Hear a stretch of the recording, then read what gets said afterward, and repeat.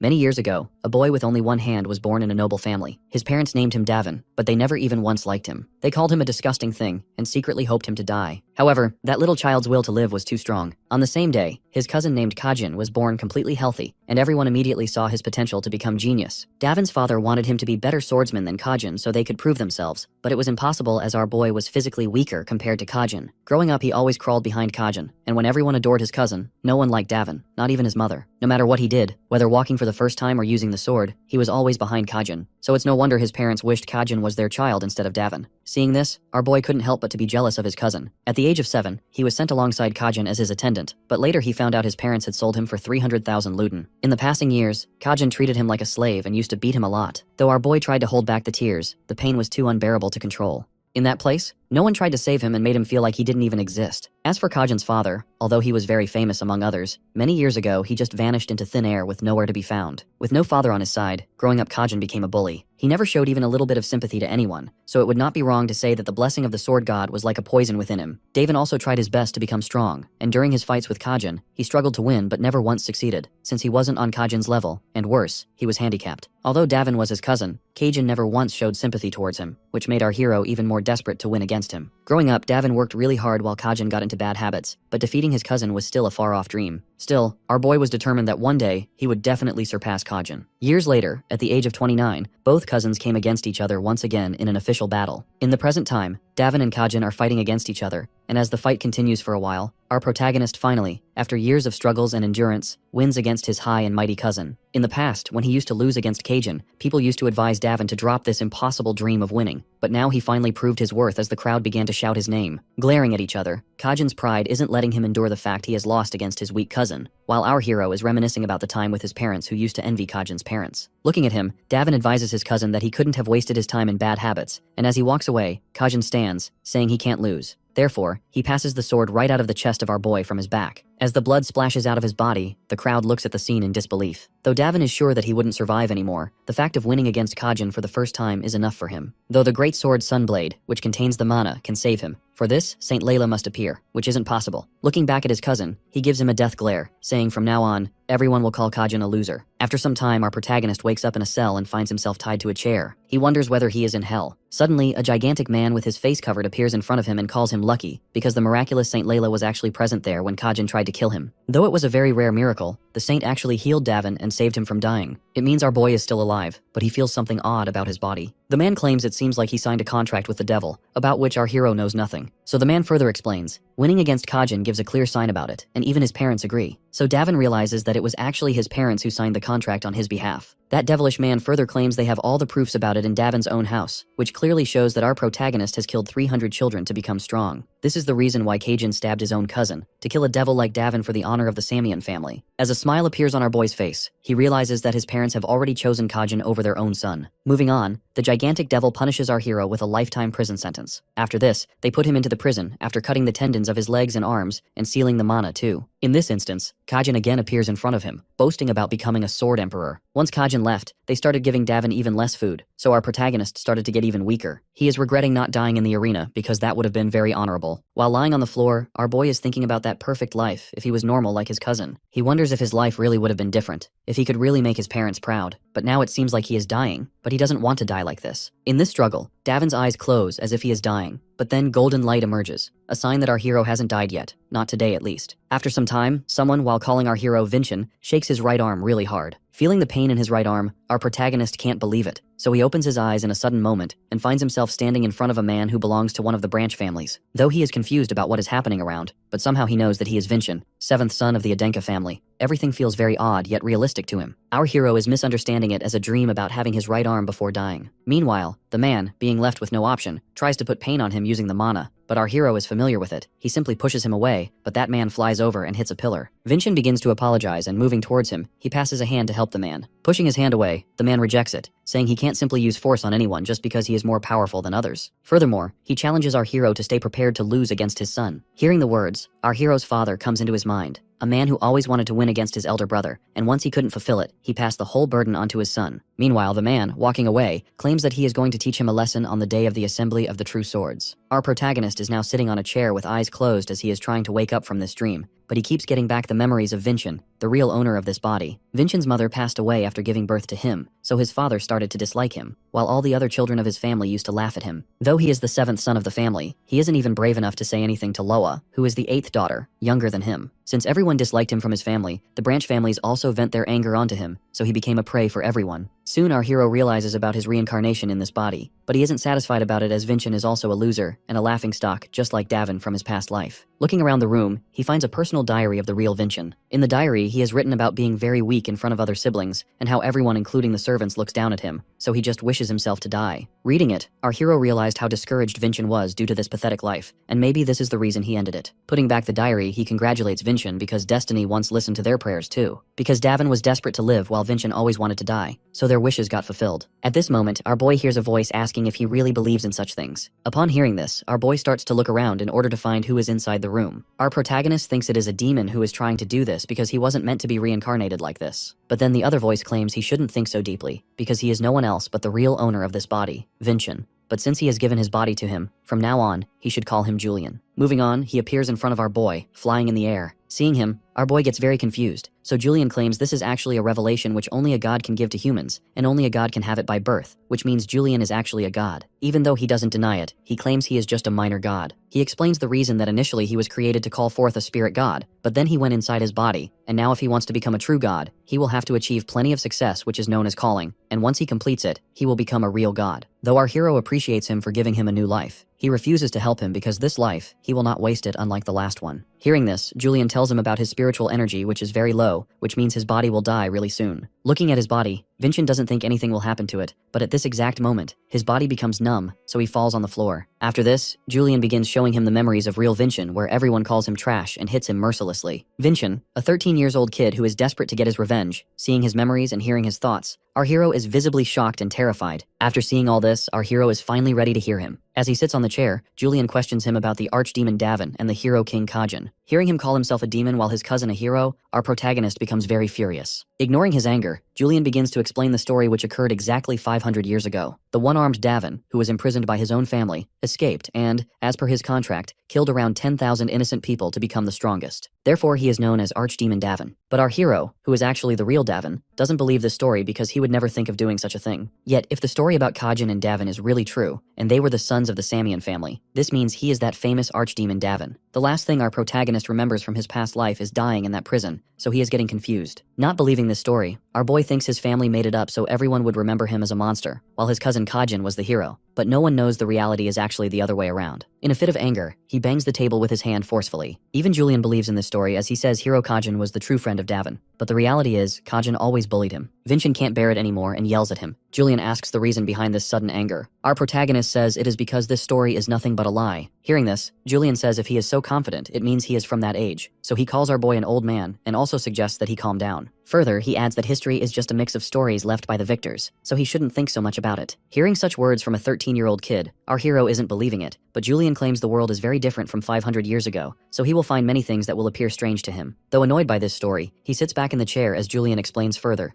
After that, King Kajin, along with his best friend, the Sun Sword Emperor, killed the Archdemon Davin. Our protagonist never heard about the Sun Sword Emperor, so he questions Julian about him. Julian answers that his name is Arslan, the ancestor of the Adenka family. Hearing the name, Vincent remembers that little boy, so a smile appears on his face. That boy was very fond of our hero in the past and once told him about his desire to become like him. Seeing the admiration in Arslan's eyes, Davin took him as his own little brother, because he never thought someone could actually admire a handicapped like him too. Arslan even visited him in the prison and always encouraged him that the truth would come out one day, because he believed that Davin could never do such a heinous thing. He remembers the day when Arslan came to him for the last time and was desperate to prove our hero's innocence, but after that, he never saw him again. Julian further explains that his dream is somehow related to Arslan's, which is taking over the Samian family and facing reality. The idea of finding the truth keeps turning over in our boy's mind, because in his last meeting with Arslan, he said the same thing. Our hero thinks it could be a coincidence, but every hint is leading him to the fact that Arslan Falker left his family and founded the Adenka family to face the real truth. It means this family was created just to prove the innocence of our protagonist. So Davin, now Vincent, finally finds that the purpose of being reincarnated into this family is to get back his true honor. Moving on, he questions Julian whether his calling is to fulfill his family's mission, and once he completes it, will he really become a true god? Agreeing with it, Julian adds that if he succeeds, not only will he gain this body permanently, but he will receive blessings from him as well. Walking forward, our hero takes out a sword hanging on the wall and thanks Arslan for giving him an opportunity to take down the family that always disregarded him and for giving him a chance to become a part of his family. Now Vincent is going out, while Julian, who is behind our protagonist, calls him an old man and asks where he is going. Hearing this, Vincent yells not to call him an old man, so Julian calls him brother, which sounds very pleasing to our hero. Amid their conversation, they hear some noises, and as they look in that direction, they find armored soldiers practicing on the ground. Looking at them, Vincent wonders how much their fighting style has changed, and how strong the Samyeon family has become by now. He is excited to face them again, but then he starts feeling dizzy and falls to the ground. At night, our boy is sitting in his room, providing strength to his body, because the body he is reincarnated into is very weak and requires plenty of mana to control it. But then he feels something about mana flow within his body, so he calls Julian to talk about it. Within a few seconds, Julian, wearing a night suit, appears in front of him. Upon his arrival, our protagonist, while holding him by the shoulder, begins shaking him, asking him the reason behind not learning swordsmanship. Julian answers that, by birth, he had some disability due to which he couldn't learn it, but our hero claims he has a heavenly exoskeleton body, which means learning swordsmanship would have been a plus point for him. Julian gets angry since he doesn't understand the reason behind Vincent yelling at him like that. Therefore, our protagonist explains that having such a skeleton means he can store mana anywhere in his body, even in the bones, but Julian is still confused about it. So Vincent further explains that in martial arts, a person is capable of possessing more strength than normal due to mana, and miracle-causing mana is stored in the heart, but someone with a heavenly exoskeleton can store this miracle mana in his bones too, which means such a person can have unlimited mana. Vincent further adds, Kajin, who is famous as the king hero,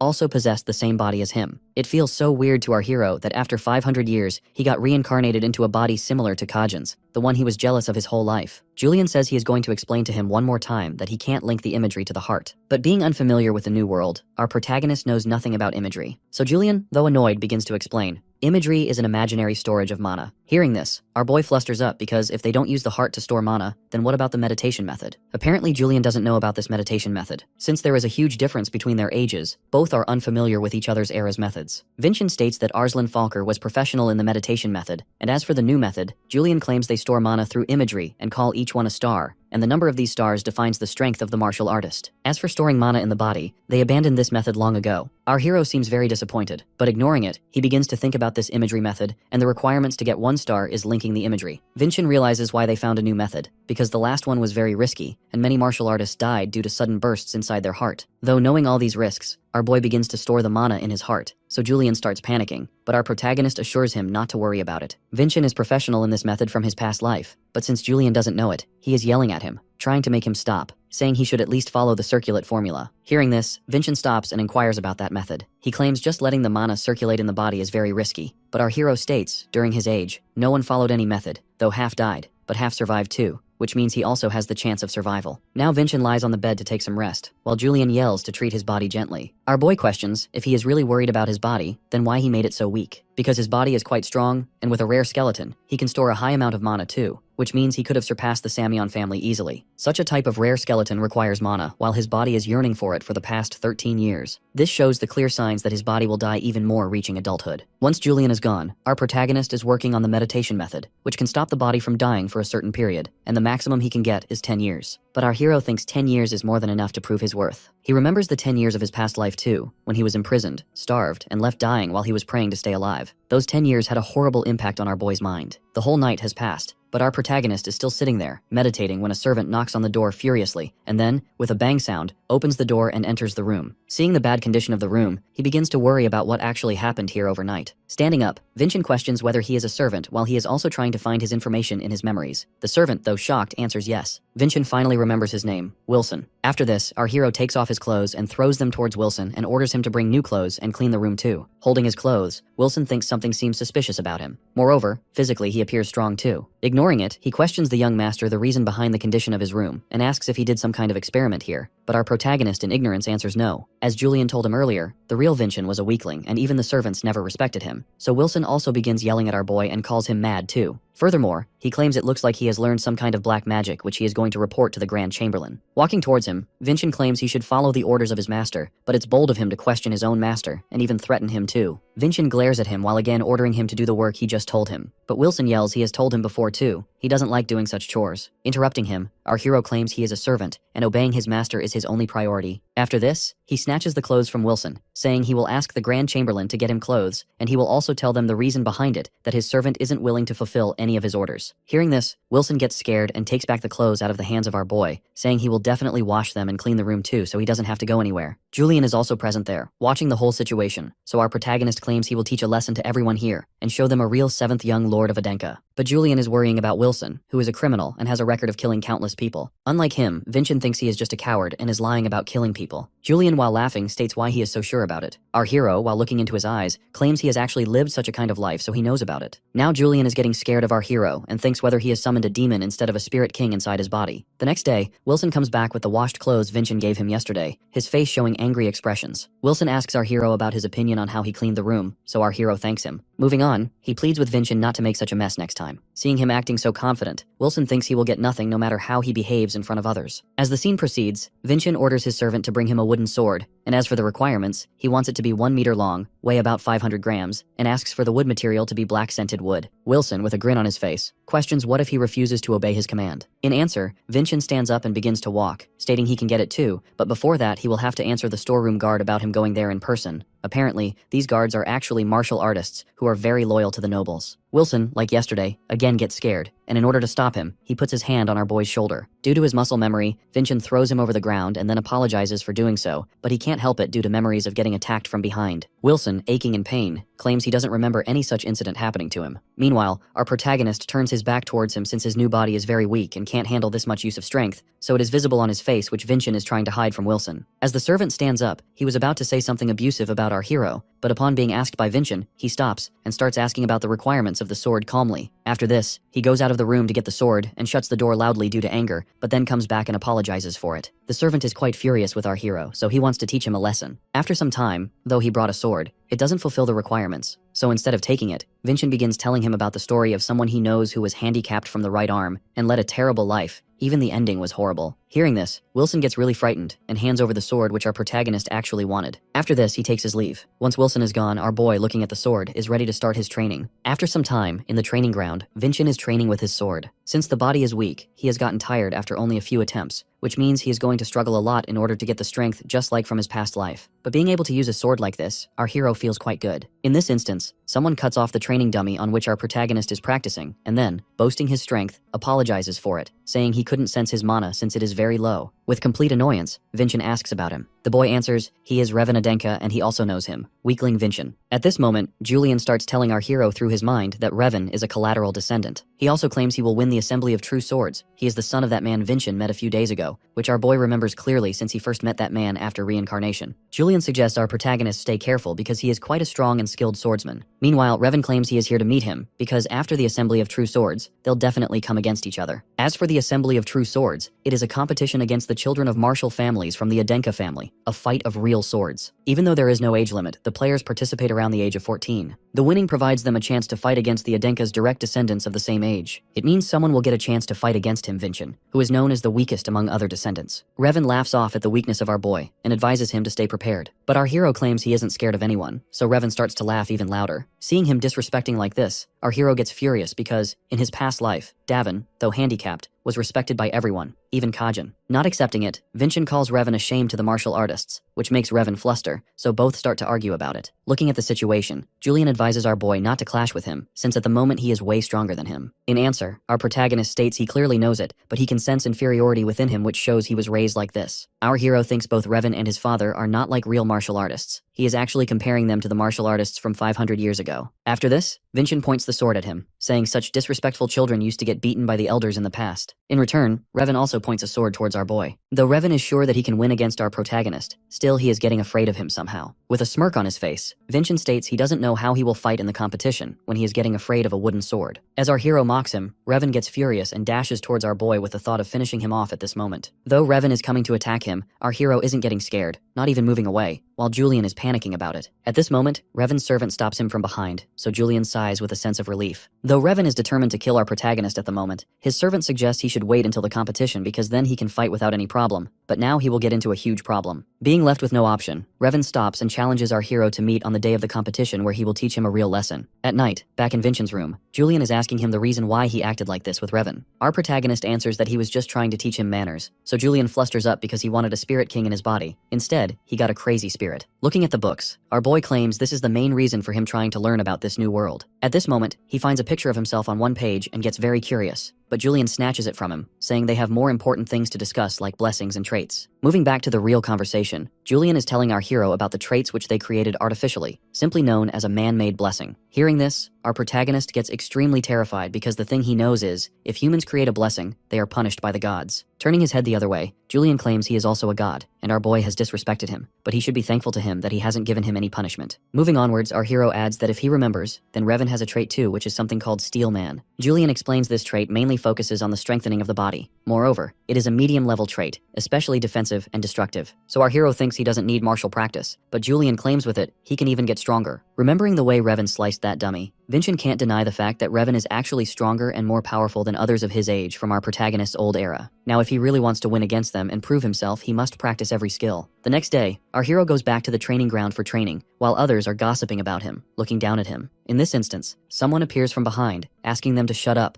The vice captain of the White Sword Unit, Merlin, saying there is nothing weird about it, so they shouldn't look down at the young master. After apologizing, those servants ran away from the scene. Although Merlin said this loudly, looking at our hero, he also thinks of him as a shame of this family, nothing else. Though our hero doesn't care about what others think, Julian is feeling embarrassed, so he suggests practicing in a forest. In answer, our protagonist thinks they don't have to go this far. Moreover, he doesn't feel bad about it since he used to feel inferior to others. In his past life, when everyone looked down and insulted him since he was one-armed, he turned it into his strength and proved them wrong. So this time too, he believes in himself. After practicing for a while, our hero is completely tired, so someone passes him an advanced recovery potion. It is the Vice Captain Merlin who advises Vincent to drink it, which will give him strength. Taking the bottle, our protagonist asks about his introduction. As he introduces himself, our hero asks him why he isn't looking down at him like others. Merlin answers, though he did at first, but after seeing the desperation in his eyes, it feels shameful to laugh at such a determined martial artist. Looking at him, Vincent claims he will definitely remember him, and then suggests him go since it looks like he was on patrol. While going, Merlin looks back and wishes good luck to our protagonist. After that, the whole day, our hero practiced on the dummy while he drank that potion in intervals. At night, he studied with the help of Julian. Our hero remembers the way he felt mana in his heart when he was desperate to beat Kajin. Now in this life, he is determined to feel the mana again. And finally, after struggling for days, our hero was able to cut down the dummy using the wooden sword and his mana. Meanwhile, our protagonist takes a lot of work from Wilson too, as he has ordered him to bring him breakfast at 5 in the morning. Wilson is quite furious with our hero, so he thinks of a plan to teach his young master a lesson. The scene shifts to Vincent's room.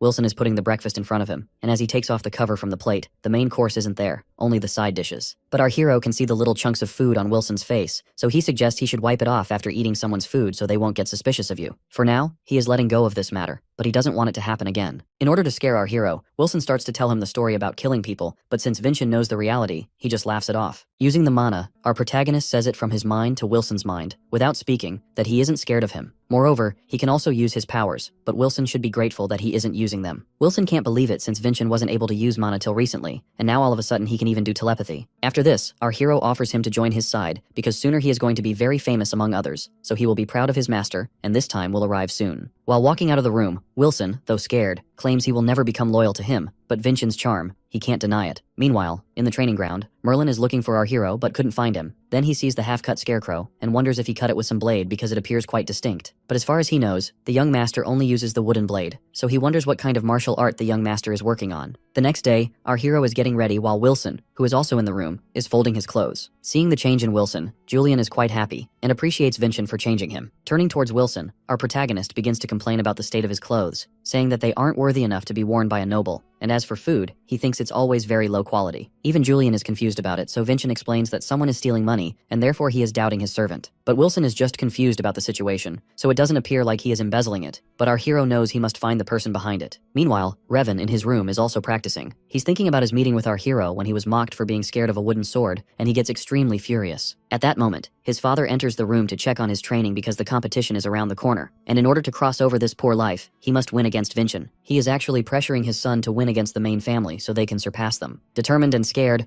Revan wants to win his fight so he can prove himself to his father, and with this, his family will gain their lost position too. On the other hand, Julian provides our boy with a book about the participants in the Assembly of True Swords. This book contains not only personal information but also their techniques and traits. Moving forward, Vincent asks Julian if he summoned him in his body so he can win the Assembly of True Swords. Though this is also a part of the plan, Julian actually wants the Miracle Stone, which can increase a person's strength to a great extent, and it will be given to the champion. Seeing his determination, our protagonist really wants to win. Standing from the chair, our hero claims although he isn't the Spirit King Julian wished to summon, he'll definitely prove himself better than them. After this, he rings the bell to call the servant. Once Wilson enters the room, our hero, with a smirk on his face, orders him to do something. After some time, Wilson knocks on the office room of the Grand Chamberlain, Raelsa. While announcing himself, he enters. Raelsa, a middle-aged woman, is sitting on her chair, staring at him. She inquires about the reason behind him being there. Since she is a high-level martial artist, Wilson is extremely terrified of her. Moving onwards, Wilson claims he is here under the order of the younger Master Vincent. He has sent a request that he wants the Patriarch to attend the Assembly of True Swords personally. Since Raelsa is writing something on a page, upon hearing this, her hand stops. While Wilson, with his eyes toward the ground, continues reporting that, being a member of the main family, Vincent wants to prove himself in front of everyone. But she rejects it, saying the Patriarch doesn't have time to attend and never did. Then Wilson adds, the young master also wants to say she should stop embezzling the money too. After saying this, Wilson gets scared and, while taking his leave, runs away from there. Behind him, Raelsa, lost in her thoughts, is wondering why Vincent sent his servant when coming himself could have been more effective, but then realizes it seems like he has found out the truth about her. The scene proceeds, and now she is standing behind the Patriarch, informing him that the young master has officially invited him to the Assembly of True Swords. As the Patriarch begins to reprimand her, she adds that Vincent claims in this competition he is going to prove himself. Hearing this, he asks Raelsa about her opinion, whether Vincent is capable enough to do it. Though she is also not confident about our hero, she sits on the floor and bows towards the Patriarch, pleading with him to attend. As for herself, she is ready to become the notary public, which means she is betting her life on Vincent,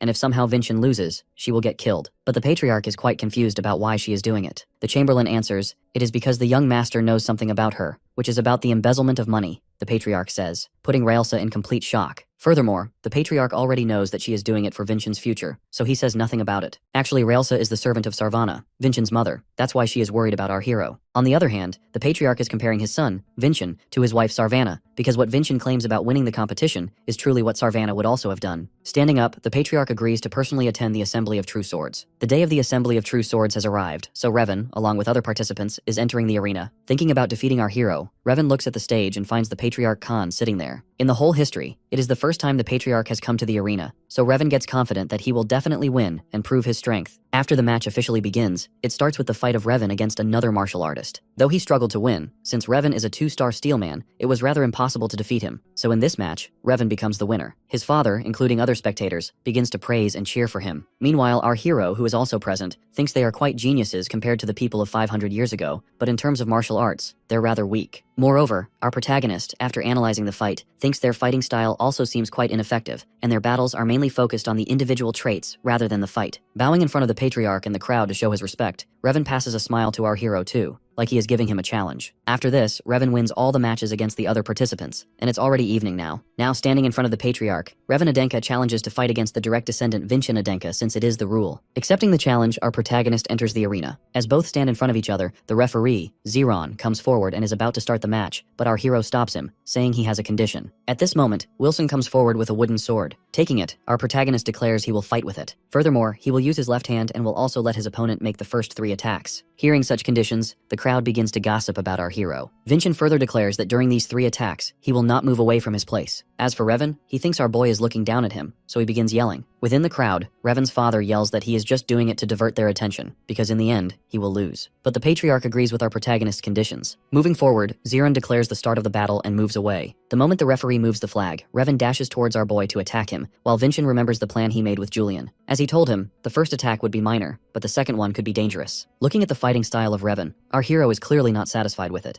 and as Revan comes near for the second attack, our protagonist successfully diverts it using mana strength. For deflecting the opponent's sword like this, the person must be several levels stronger than the opponent. Therefore, Revan is in utter disbelief. As Revan approaches Vincent to make the third attack, our hero throws him off the ground. Taking out his sword, our protagonist is now ready to prove himself to his father and help Julian fulfill his dream too. The whole crowd is watching the battle in shock. Even Patriarch Khan is shocked at the bravery of his son. It seems like Revan is struggling to stand up while his father is yelling at him continuously. Even Julian is confused about it. But our hero, a real martial artist, knows other ways to defeat the enemy even without a weapon, which he learned in his past life. At this moment, Revan stands up, claiming he must have gotten a blessing, but it seems like he has gotten a minor god, so he mocks our protagonist about it. Hearing this, Julian gets angry. Vincent states he can think whatever he wants, but the fact is, he is going to lose against him. In this instance, Revan attacks our hero again. Analyzing the attacks, Julian suggests moving to the left because Revan is quite fast. Our protagonist counterattacks with his sword right at Revan's neck. Since it is wooden, it didn't harm him anyway. Though Vincent isn't able to use his full force due to his weak body, he is sure that Revan will definitely repeat his attack, and yes, he does. As soon as Revan flies towards our hero with his sword, Vincent, using mana, makes him fall back. After calling out the referee to prevent the tragedy that is about to happen, our boy dashes towards his opponent so he can attack him while he is still mid-air, considering it his last chance. While flying in the air, Revan somehow creates a magical path with his sword, the mysterious sword path Vincent is going to use to make the final attack. Matching the dots of that path, our protagonist rushes towards him at maximum speed to show his attack, which is an absolute sword slash, and actually succeeds in making it. This attack has the power to cut down the opponent's skill and everything with it. As Revan falls onto the crowd, his arm has already been cut. Every single person, including the referee, is just staring at them in dismay. Pointing at him, our hero suggests the referee declare his victory before he cuts Revan's leg too. So he declares our protagonist as the champion, while other servants are taking care of Revan's arm, trying to stop the bleeding. His father has entered the arena too. Meanwhile, our hero is lecturing the referee Zeron since he was there to stop anything bad that could happen. But still, Revan's arm got cut. Therefore, Zeron is apologizing to the young master Vincent. Julian is worrying about Vincent's body, which can collapse soon, so he should get some rest. But our hero thinks it is not the right time. After this, pointing at the Patriarch, our protagonist states he has proved his worth too, just like he promised. Agreeing with him, Patriarch Khan announces Vincent as the final champion of the Assembly of True Swords, and now it's time for the award ceremony. The scene shifts to the ceremony hall, where all nobles are sitting on their chairs while Patriarch Khan is handing the crystal mana to our boy. At this moment, Revan's father enters the hall, saying he feels something suspicious about this fight. In this instance, a priest also enters the hall, reporting a problem to the Patriarch. Upon being asked, he explains that though they are trying their best, Revan's arm is still not getting attached back to his body. This news was so shocking to Revan's father as he realized his son is going to be handicapped forever. Holding him, Revan's father yells for someone to do something, but the priest claims they have never come across such a type of injury, so treating it is impossible. Hearing this, even Julian gets shocked. The priest takes them to Revan and further explains the powers used to cut that arm are far beyond their divine powers, so they must do something as soon as possible. Otherwise, it will get too late. Seeing his son lying like this, Revan's father yells that Vincent definitely used some skills which resulted in this. Even Vincent's siblings are gossiping about it, suspecting him of using the apostle's skills. At this moment, Vincent demands permission from the Patriarch so he can handle this matter himself. Upon getting the permission, our hero moves forward with a grin on his face. In a loud voice so everyone can hear him, Vincent states that this whole competition was held under the supervision of the Patriarch, and after winning, Patriarch Khan announced him as a winner too, so it means Charles is doubting the Patriarch's decision and superiority, nothing else. As the scene proceeds, our protagonist orders Zeron to arrest Revan's father, Charles. Hearing this, Charles gets furious while Zeron, left with no option, barges at Charles Adenka and arrests him for doubting the Patriarch's authority in front of everyone. Moving forward, Patriarch Khan suggests Charles be grateful to Vincent because if he hadn't reminded him about it, he could have received an even worse punishment. Since he is also a father, he will let go of this matter, but he doesn't want this to happen again. After that, the Patriarch praises our boy, and in return, Vincent expresses gratitude by bowing in front of him. Seeing this, Julian gets happy because getting praised by the Patriarch isn't a minor thing. On the other hand, the priest is still trying to join Revan's arm back to his body. Here Julian gives an idea to our hero and suggests he should go with it because it'll definitely favor them. Reaching near the priest, Vincent asks if it's possible to fix the arm using the miracle stone. He further claims he is the reason why Revan is in such a condition, so he wants to correct it. As he looks at Patriarch Khan, he states he will agree with whatever decision he makes. He then moves to Charles Adenka, telling him how his son laughed at him before. Though Revan's father apologizes to our protagonist, Vincent cuts off the ropes with which Charles was being tied and demands something, because only after that will he grant the use of the miracle stone for his son. As Charles asks about the demands, Vincent states he wants someone else's arm in return. In his mind, our hero calls Revan a loser because he knows he is conscious and listening to everything, yet for his arm, he isn't stopping his father. After thinking for a while, Charles agrees to fulfill his demand, which clearly shows how much he loves his son. Though scared, Charles is determined to do anything for his son, and as he is about to cut the arm, Vincent makes Zeron remember what he ordered him earlier about preventing any kind of tragedy. So before the sword reaches Charles's arm, Zeron splits it into two pieces. Kneeling on one leg in front of the Patriarch, our protagonist claims he has made his decision, so Patriarch Khan hands him the miracle stone, which he gives to the priest. Putting the stone in his mouth above Revan's arm, the priest prays for a bit, and then breaks it into pieces. As these pieces fall on his arm, Revan's arm begins to heal. Though Julian and Vincent regretted the decision of giving away the divine stone, they had no other option. Meanwhile, inside the hall, Wilson was listening to the whole matter, so now he finds our hero, whom he never liked. Quite cool. Remembering the time when Vincent asked him to be loyal to him, Wilson is now ready to work with loyalty under his young master. Inside the hall, Revan and his father are hugging each other whilst crying. At night, Wilson enters Vincent's room with a smile on his face, asking our hero about dinner. Julian is confused about his sudden change. Vincent asks the reason behind it, wondering if being acknowledged by everyone isn't what Wilson wished for. Julian answers that he actually manifested something even greater. In this instance, they hear a knock on the door and get surprised, thinking Wilson arrived quite quickly with food. The door opens and a priest named Dulin walks in. As he introduces himself, Vincent asks him the reason for his arrival. Dulin is actually the priest who healed Revan earlier, so he is here to express his gratitude to Vincent for the act he did earlier. Moving on, he takes out the miracle stone which he got after healing Revan. Our protagonist is confused about why Dulin is giving it to him. Dulin begins to explain why he became a priest, because he felt happy helping people in pain. But today, seeing young Master Revan's condition, he was a bit hesitant to use a miracle stone. Unlike him, Vincent came forward to offer the stone he just won without any second thoughts. This made him realize his mistake, so he really believes Vincent deserves this. Though accepting the miracle stone, our hero claims he actually did nothing at all. After that, Dulin hands over a token to our protagonist, which he can use whenever he needs help from the temple. Furthermore, he tells our hero that he is a second-class priest, although they haven't revealed it to the public yet. While Julian and our hero are still staring at the token, this news is even more shocking to Julian, but our boy doesn't know the context behind it, so he asks Julian. In excitement, Julian explains it's like having unlimited use of the temple. Even the token in his hand signifies to treat the person who owns it just like a second-class priest. The priest bows towards Vincent to express his gratitude and takes his leave. Once he is gone, they're excitedly talking about this new achievement. Julian states it's his first time receiving such praise, so it feels like a dream. Amid this conversation, Julian remembers something.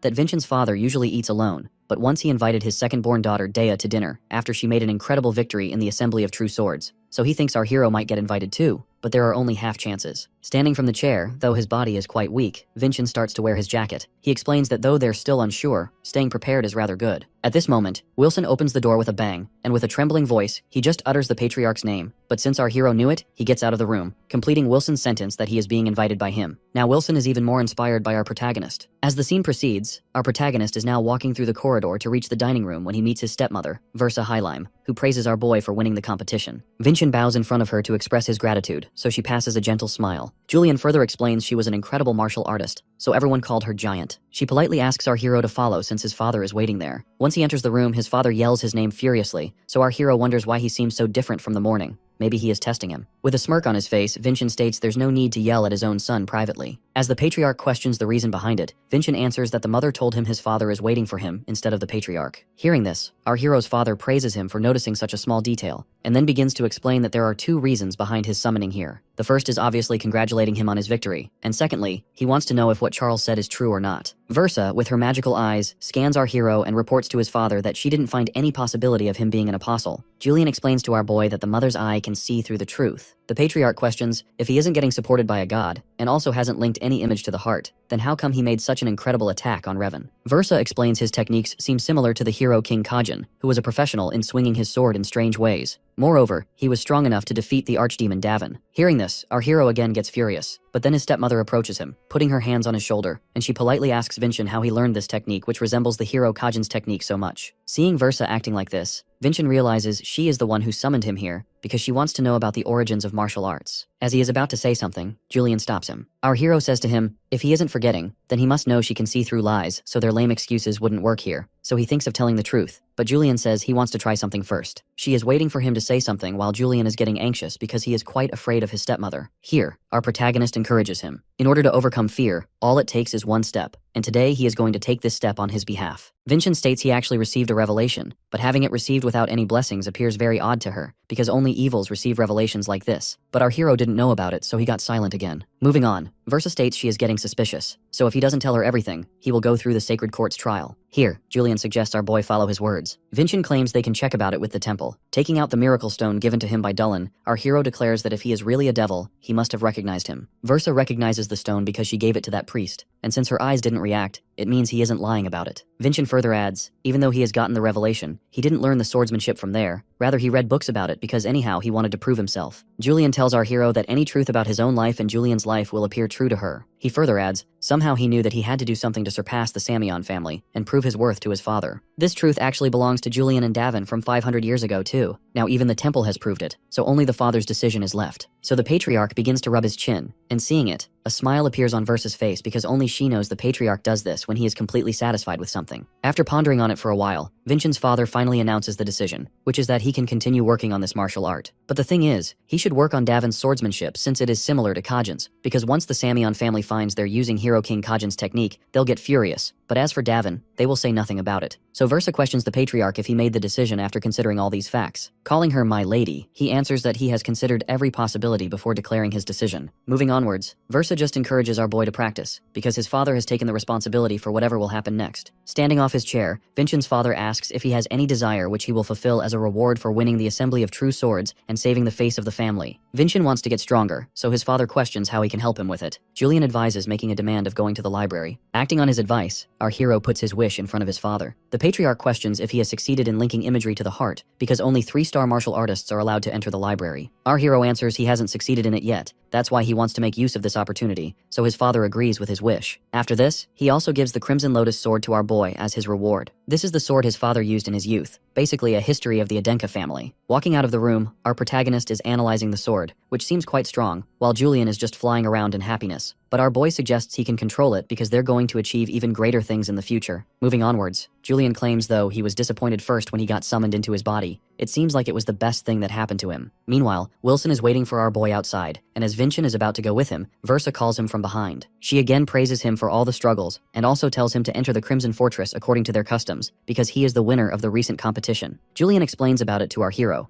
It is a training institute of the Adenka family, and whoever completes the training of this academy becomes a high-level martial artist. Requirements to enter it are winning the assembly of true swords and defeating the Crimson Demon, and upon Julian's advice, our hero answers he is still not sure about it. Versa gets a bit disappointed because she thought he would definitely take part in it. Moreover, due to the technique he used earlier, his body must be in pain, she adds. As our hero agrees with it, his mother adds, it means the chances of winning against the demon are very low. Rather, he will die. Julian can't believe the stepmother is advising him, so our hero thinks she must have begun to like him. Julian is confused about it, so our protagonist says his enemies from his past life imprisoned him, even though he was innocent. And if Versa really disliked him, she could have done the same. Yet she didn't. But he also can't deny that she doesn't like him much. Versa is about to explain the traits of the demon when our hero, while thanking her, takes his leave. Looking at him full of confidence and pride, Versa asks Sarvana if she is watching her son stepping forward to become a great martial artist. The next day, Wilson is hanging the washed clothes while saying he will always support the young master, with a smile on his face. In this instance, a girl named Sari bangs his head with a suitcase in her hand, saying he shouldn't think anything bad about the young master. Wilson claims his master has become loyal to his master. Can't she see the clothes hanging around her? Trusting him, she asks about our hero. So Wilson starts telling Sari all the details of what happened in the past few days since she wasn't here. Meanwhile, in the library, our protagonist and Julian are trying to find the records of 500 years ago. Even Julian finds it odd because only the time period of Kajin and Davin is missing, like someone did it intentionally. So our hero thinks if someone can steal it, the possibility of changing the story is also very high, but now his priority is dealing with the Crimson Demon, so he can think about it later. Meanwhile, Julian is thinking about the real identity of our boy, because he remembers him calling his ancestor Arslan a child, and he is also familiar with the swordsmanship of King Hero Kajin.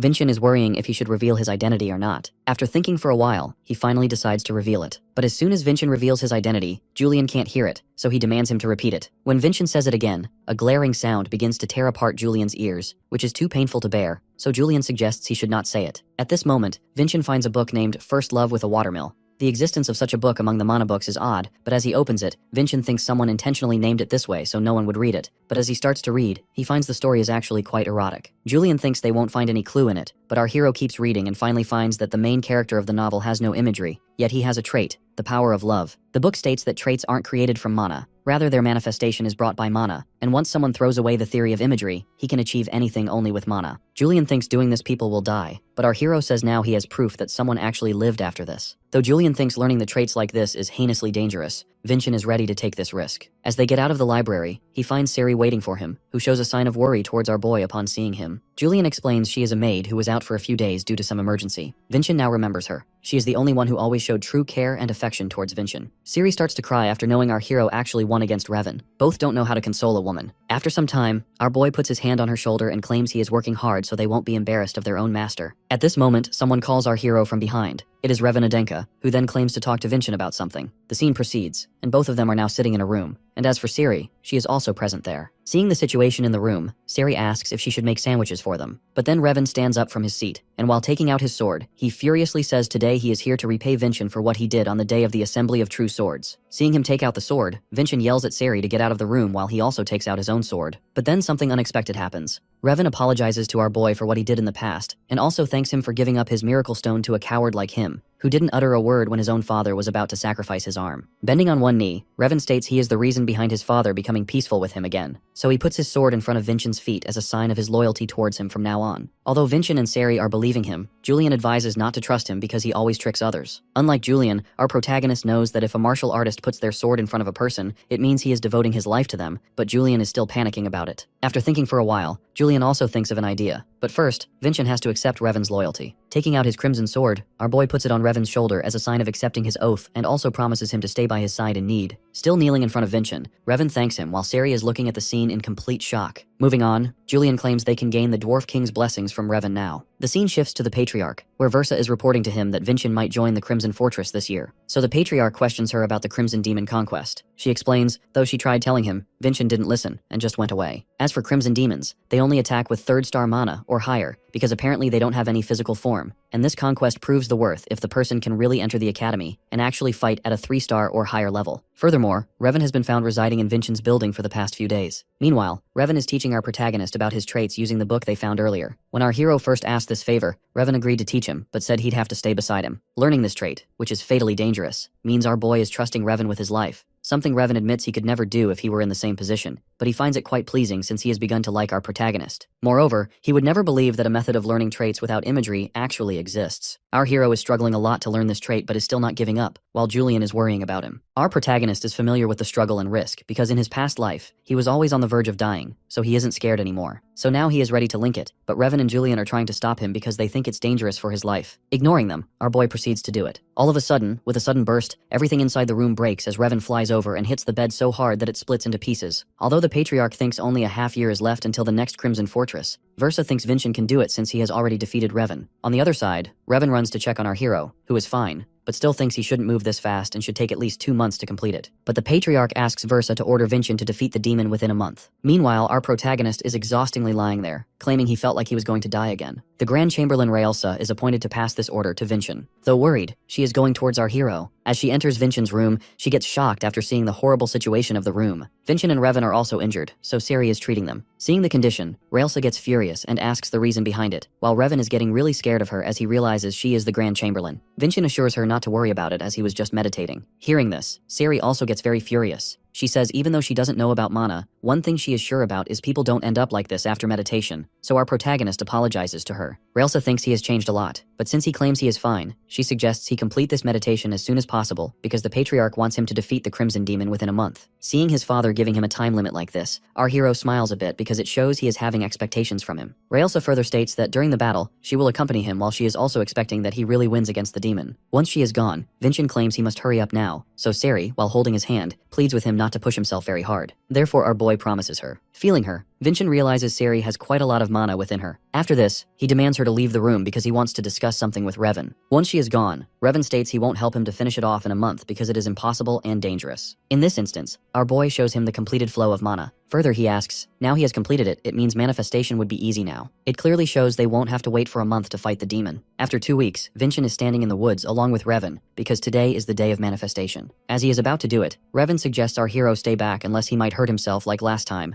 but our boy claims he wants to stay as close as he can in order to see his victory, which shows he has become completely loyal to our protagonist. Starting it, our hero first makes the structure and then starts to link it when Julian feels something behind him. As he looks back, he sees a gigantic god, who seems like the Dwarf King. Seeing him, Julian greets the god while he bestows the blessings to our protagonist. Once it is completed, Julian explains the first step of this trait is strengthening, after which comes the Steelman step. Revan is getting inspired by our boy because he succeeded in getting this trait in less than a month. Now our hero is ready to fight against the Crimson Demon, so he thanks Revan for it. Furthermore, Vincent asks him for another favor. After preparing and practicing for 2 days, now they're ready to go fight the demon. But Raelsa is really worried about our boy. Further, she claims every single champion she has gone with till now has won against the demon, so she doesn't want him to just go there without any plan. Actually, Raelsa is Vincent's mother's servant, so she doesn't want Sarvana's son to be the first one who will lose against the demon. But our protagonist, with a smirk on his face, assures her not to worry about it. Now Vincent, along with the Grand Chamberlain, is departing toward their destination in a carriage. Julian is worrying about this battle, and, at the same time, he is explaining some things to our hero about which Vincent thinks they don't make any sense. Amid their conversation, Raelsa questions our protagonist whether he did any prior research on the Crimson Demon. She further states the demon is on a higher level, and, as far as she knows, he hasn't even reached the 3-star level. Even Julian feels odd about the fact that Vincent isn't worrying about the demon anyhow. Assuring him, our boy wonders whether Arslan made this plan for his sake, because only he knows that our protagonist has defeated a Crimson Demon in his past life. Moving on, Vincent asks Raelsa why she is worrying about him so much. Though she claims it is because she is his protector, our hero says it is because of the money she has been embezzling, which has gotten revealed to him. But Vincent also suspects she did it intentionally. She gave him her weakness for a purpose so he would come to her. Upon hearing these words, Raelsa becomes silent and just stares at our boy blankly with no utterance of any word. Seeing her like this, Vincent says he won't ask her about it anymore, but the condition is, she also won't talk about his training. At this moment, the horse stops, a sign of reaching their destination. After getting out of the carriage, they're standing in front of the lair of the Crimson Demon, which is apparently known as the Old Temple. The Grand Chamberlain states this is Arslan's memorial. Arslan and then the demon. It feels like an intentionally made plan for our boy. As the scene proceeds, Raelsa takes out her sword and makes a mana barrier around the temple, because this barrier only allows one monster to pass through it. Soon, the Crimson Demon also appears in the scene, so Vincent, taking out his sword, advises Raelsa to stay near so she can see carefully how strong he is, as the direct descendant of the Adenka family. Although Julian suggests he dodge the attack and move a bit away from the demon so he can use his sword skill, our protagonist knows distance would become a disadvantage to the demon, so instead, he will get even closer. Saying this, our boy dashes toward the demon and attacks it. Even the Grand Chamberlain thinks it was a great idea to get near his enemy, but since it is the first experience of fighting a demon, he should have stayed careful. At the same time, he seems like a very professional and experienced martial artist to her. Due to the traits of the Dwarf King, Vincent isn't feeling tired, so now his only priority is finding the path of his skilled swordsmanship. After fighting his enemy closely for a while, Vincent finally goes back to maintain a distance and use his swordsmanship. Since our hero has worn out the demon due to his continuous attacks, he knows he will definitely find the path in this attack. Fortunately, the demon has a lot of openings, so within seconds, Vincent finds the path, and, after increasing the strength of his body, he attacks his opponent. With this attack, the Crimson Demon vanishes, and a red ball falls on the floor, so our protagonist thinks he has won against the demon. The reality is something else. The reason why the demon can't be defeated in one attack is because it has 2 lives. Soon the demon appears again behind Vincent as he is standing with his face towards Raelsa. The demon is about to attack our boy when Raelsa yells for him to watch out, so Vincent bends to the ground and dodges the attack. It seems like the Crimson Demon has also evolved from 500 years ago, because after the revival, its appearance and speed have changed too. As for the Grand Chamberlain, she knows they become berserk in their second life, which means they get extremely strong and fast. Dodging the attacks, our protagonist reaches a dead end and now he can't go anywhere. Though his opponent still attacks, somehow he dodges it, which results in the breakage of the temple wall. Seeing the situation, Julian suggests changing the plan, but our hero is still sticking to it because he knows what is going on in the demon's mind. It is trying to put him in a corner so it can make the final attack. So now he will just let the demon do whatever it wants, and once its guard gets down, Vincent will make his attack. Seeing the situation, though Raelsa wants to help, she knows that once she enters the battlefield, Vincent will ultimately lose, which she doesn't want to happen because of her love toward him as the son of her master, Lady Sarvana. She remembers the time before meeting Vincent's mother. Belonging to a poor family, she used to live by stealing. Then one day she came across a monster, and to defeat it, Lady Sarvana helped her and also offered for her to join her. Raelsa remembers her polite and calm smile. Although she doesn't remember why she joined them, she somehow got influenced by her and joined their adventure to become Adenka's legend along with Khan and Versa. After this, they achieved a lot of things and killed plenty of monsters together. Her influence was so strong that Raelsa is still unable to forget her beauty and boldness. Thinking about her, a smile appears on Raelsa's face too, because in her pathetic life, Sarvana held her hand and became a ray of light. The day Vincent was born and Lady Sarvana was on her deathbed, while holding Vincent, she promised herself to protect him until he became a great martial artist. But growing up, everyone looked down at him and mocked him since he was weak. Due to guilt, many times Raelsa thought of leaving Adenka, but then the day she found out about his victory and getting the acknowledgement, she became full of hope again. So now he can't just stop here. She believes that Vincent will definitely win. In this instance, Vincent calls out Revan's name, and someone runs past Raelsa and appears in front of our boy as a shield. Raelsa gets shocked because the person is Revan Adenka. Now Revan is trying to stop the attack of the demon, which all seems like their pre-made plan, so Raelsa seems in disbelief. As Revan is stopping the opponent, Vincent sits on the ground and begins to meditate. On the other hand, Raelsa is worrying about him because a single mistake will result in his death. Although Revan is the one stopping the demon, its focus is still on our protagonist. Though he is a steel man, he isn't capable of passing the strength to his sword, and all this time, the Crimson Demon was trying to weaken the sword, which he realized very late when it began to crack. Unfortunately, soon the sword breaks into several pieces. Revan, although he can't stop the demon with bare hands, is still struggling to do it. When he is about to lose it, Vincent finally stands up and makes his swordsmanship attack. Finally, they succeed in defeating their enemy completely, as the red ball also shatters into pieces. Although they're getting excited over their win, Raelsa, while congratulating him, states there are high chances the Patriarch will not approve it. Bowing towards her, Vincent states she is quite quick in her thinking, But the thing is, since only one demon can enter this barrier at a time, the killing of this monster actually belongs to Revan to prove his resolution,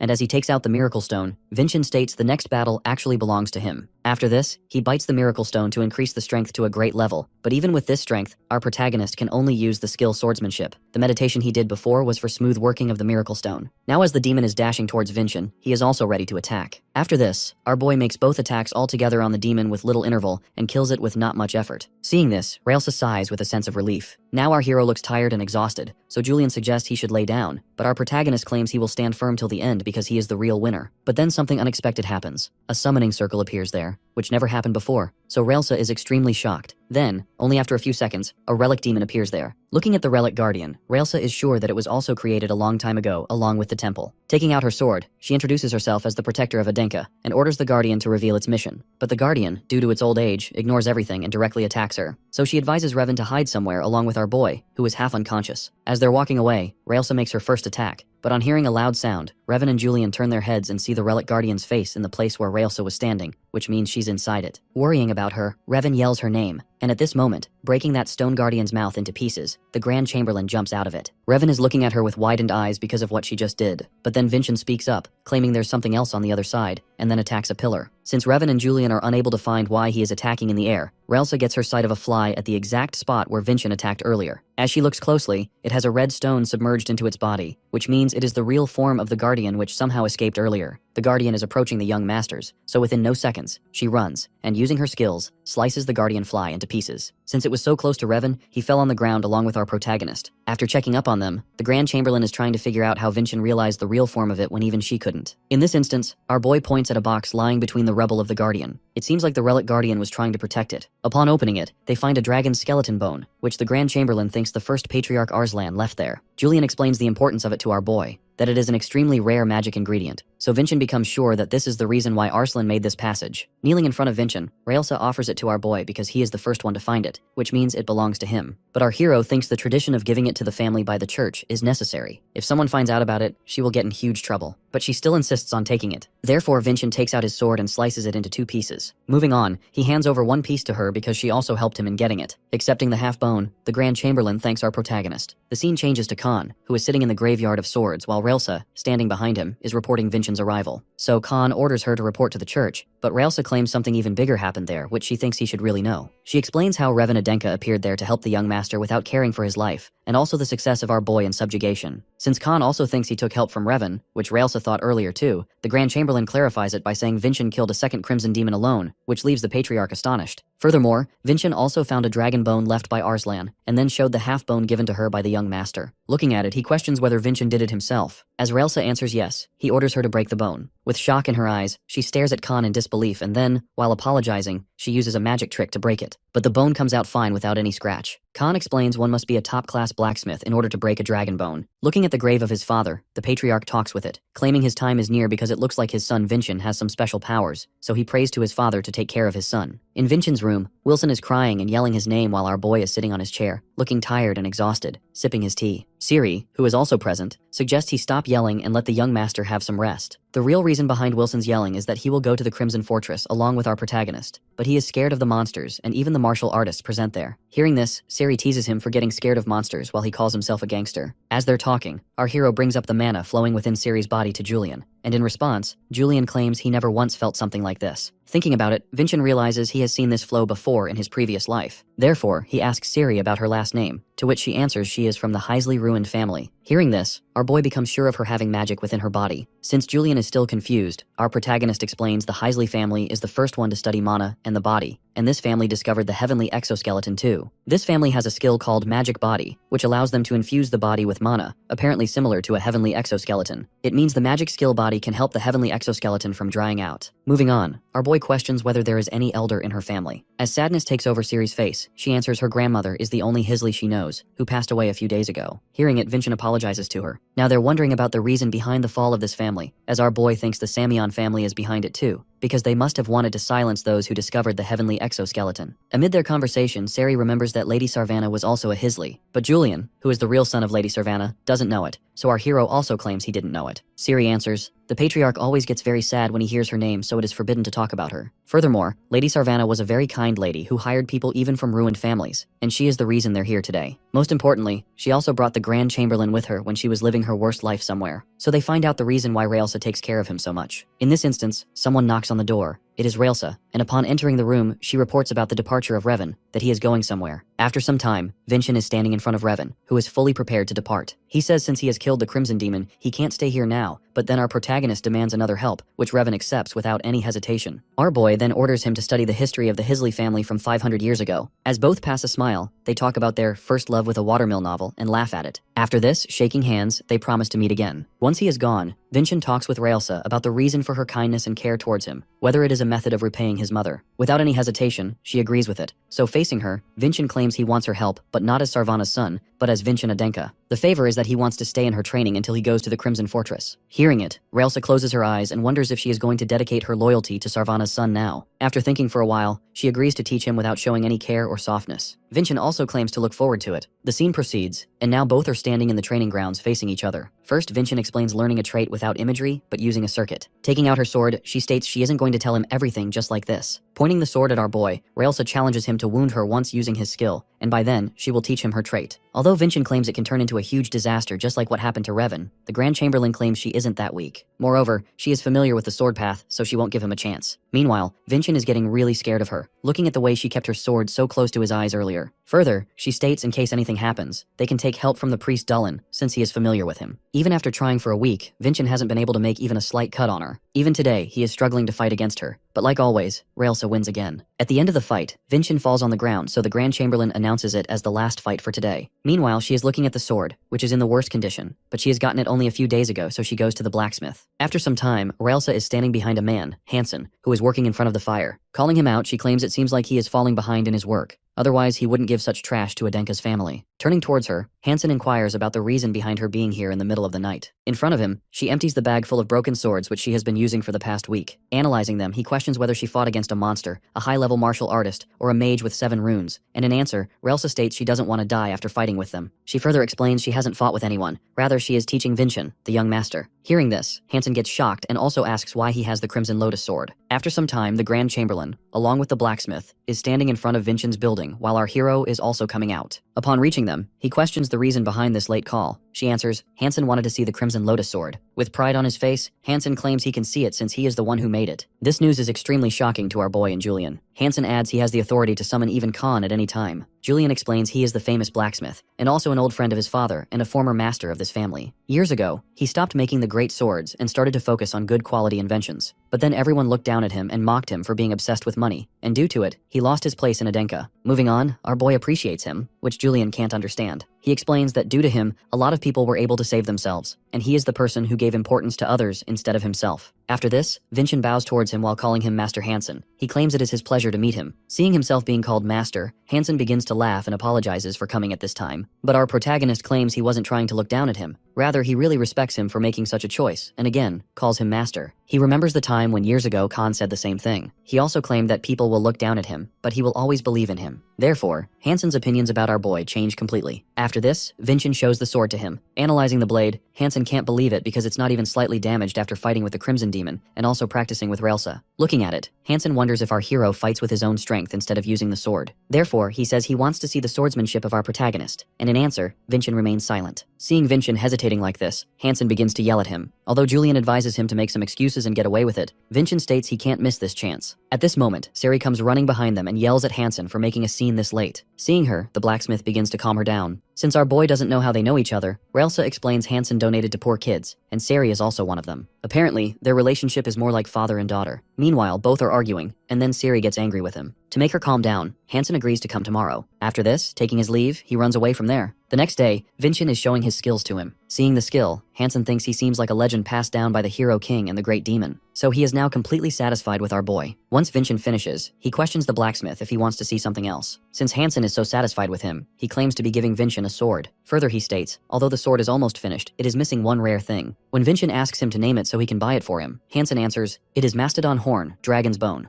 Very rare to find. But Vincent has it already, which he found during his fight with the Relic Guardian, so he gives it to the blacksmith. In shock, Hansen begins to yell, so Vincent orders him to stay silent because no one knows about it except his father and Raelsa. Since he has got the main ingredient, now he can complete the sword. But our hero demands to add the horn on the Crimson Lotus instead of making a new one. Even though Hansen suggests making a new one, Vincent insists on keeping it because this sword is the start of his father's career. Agreeing with him, he takes the sword and asks our boy to come after 3 weeks. After 3 weeks, Vincent comes back to take the sword but finds the workshop on fire. Seeing the whole workshop on fire, Sari begins to worry about Hansen while Vincent is trying to understand what has happened. Though looking at Sari's expression, he becomes sure that something really terrible has happened to the blacksmith. Moving onwards, he thinks about entering the workshop and getting Hansen out, but Julian isn't letting him do something so dangerous. But our hero claims he can just cut the door with his sword and enter the shop to save Hansen. Taking out his sword, our boy is ready, although Julian is still denying it, but at the end he agrees with the idea. Breaking through the door, they enter the shop and begin to look for the blacksmith, who is lying in a corner, unconscious. While Vincent is looking at Hansen, Julian gets his sight over the Crimson Lotus, out of which mana is coming and causing the fire. It seems like the horn was too much to be handled by Hansen alone. For the moment, their priority is getting out of here, so taking the blacksmith with him, both move back to the entrance but find it blocked. In such a critical situation, both are trying to think of some other way, but it seems like their minds aren't working. After thinking for a while, Julian asks our boy whether he has any defensive technique because, as far as he knows, the dragon horn will not be able to produce fire for a long time. Until then, they must hold out somehow. After a moment, Vincent remembers the blade defensive technique, so now both are ready to test it since they don't have any better choice. Our boy closes himself off and uses the gentle steel breaker skill to stay out of the fire. Using the blade gently, he is continuously striking the flames coming toward him. Out of curiosity and shock, Julian wonders about the real identity of our protagonist since he knows the true Samyeon swordsmanship. After struggling for a while, Vincent finally succeeds in putting out the fire. Now he is sitting on the floor to take some rest when Hansen wakes up too. After waking up, Hansen's first question is how our boy used the Samyeon swordsmanship so skillfully, but Vincent claims he was unconscious, so he must be seeing things. Therefore, Hansen, without any further questions, agrees with him too. After this, he tells our hero about the completion of the sword. Furthermore, he wasn't familiar with the dragon horn,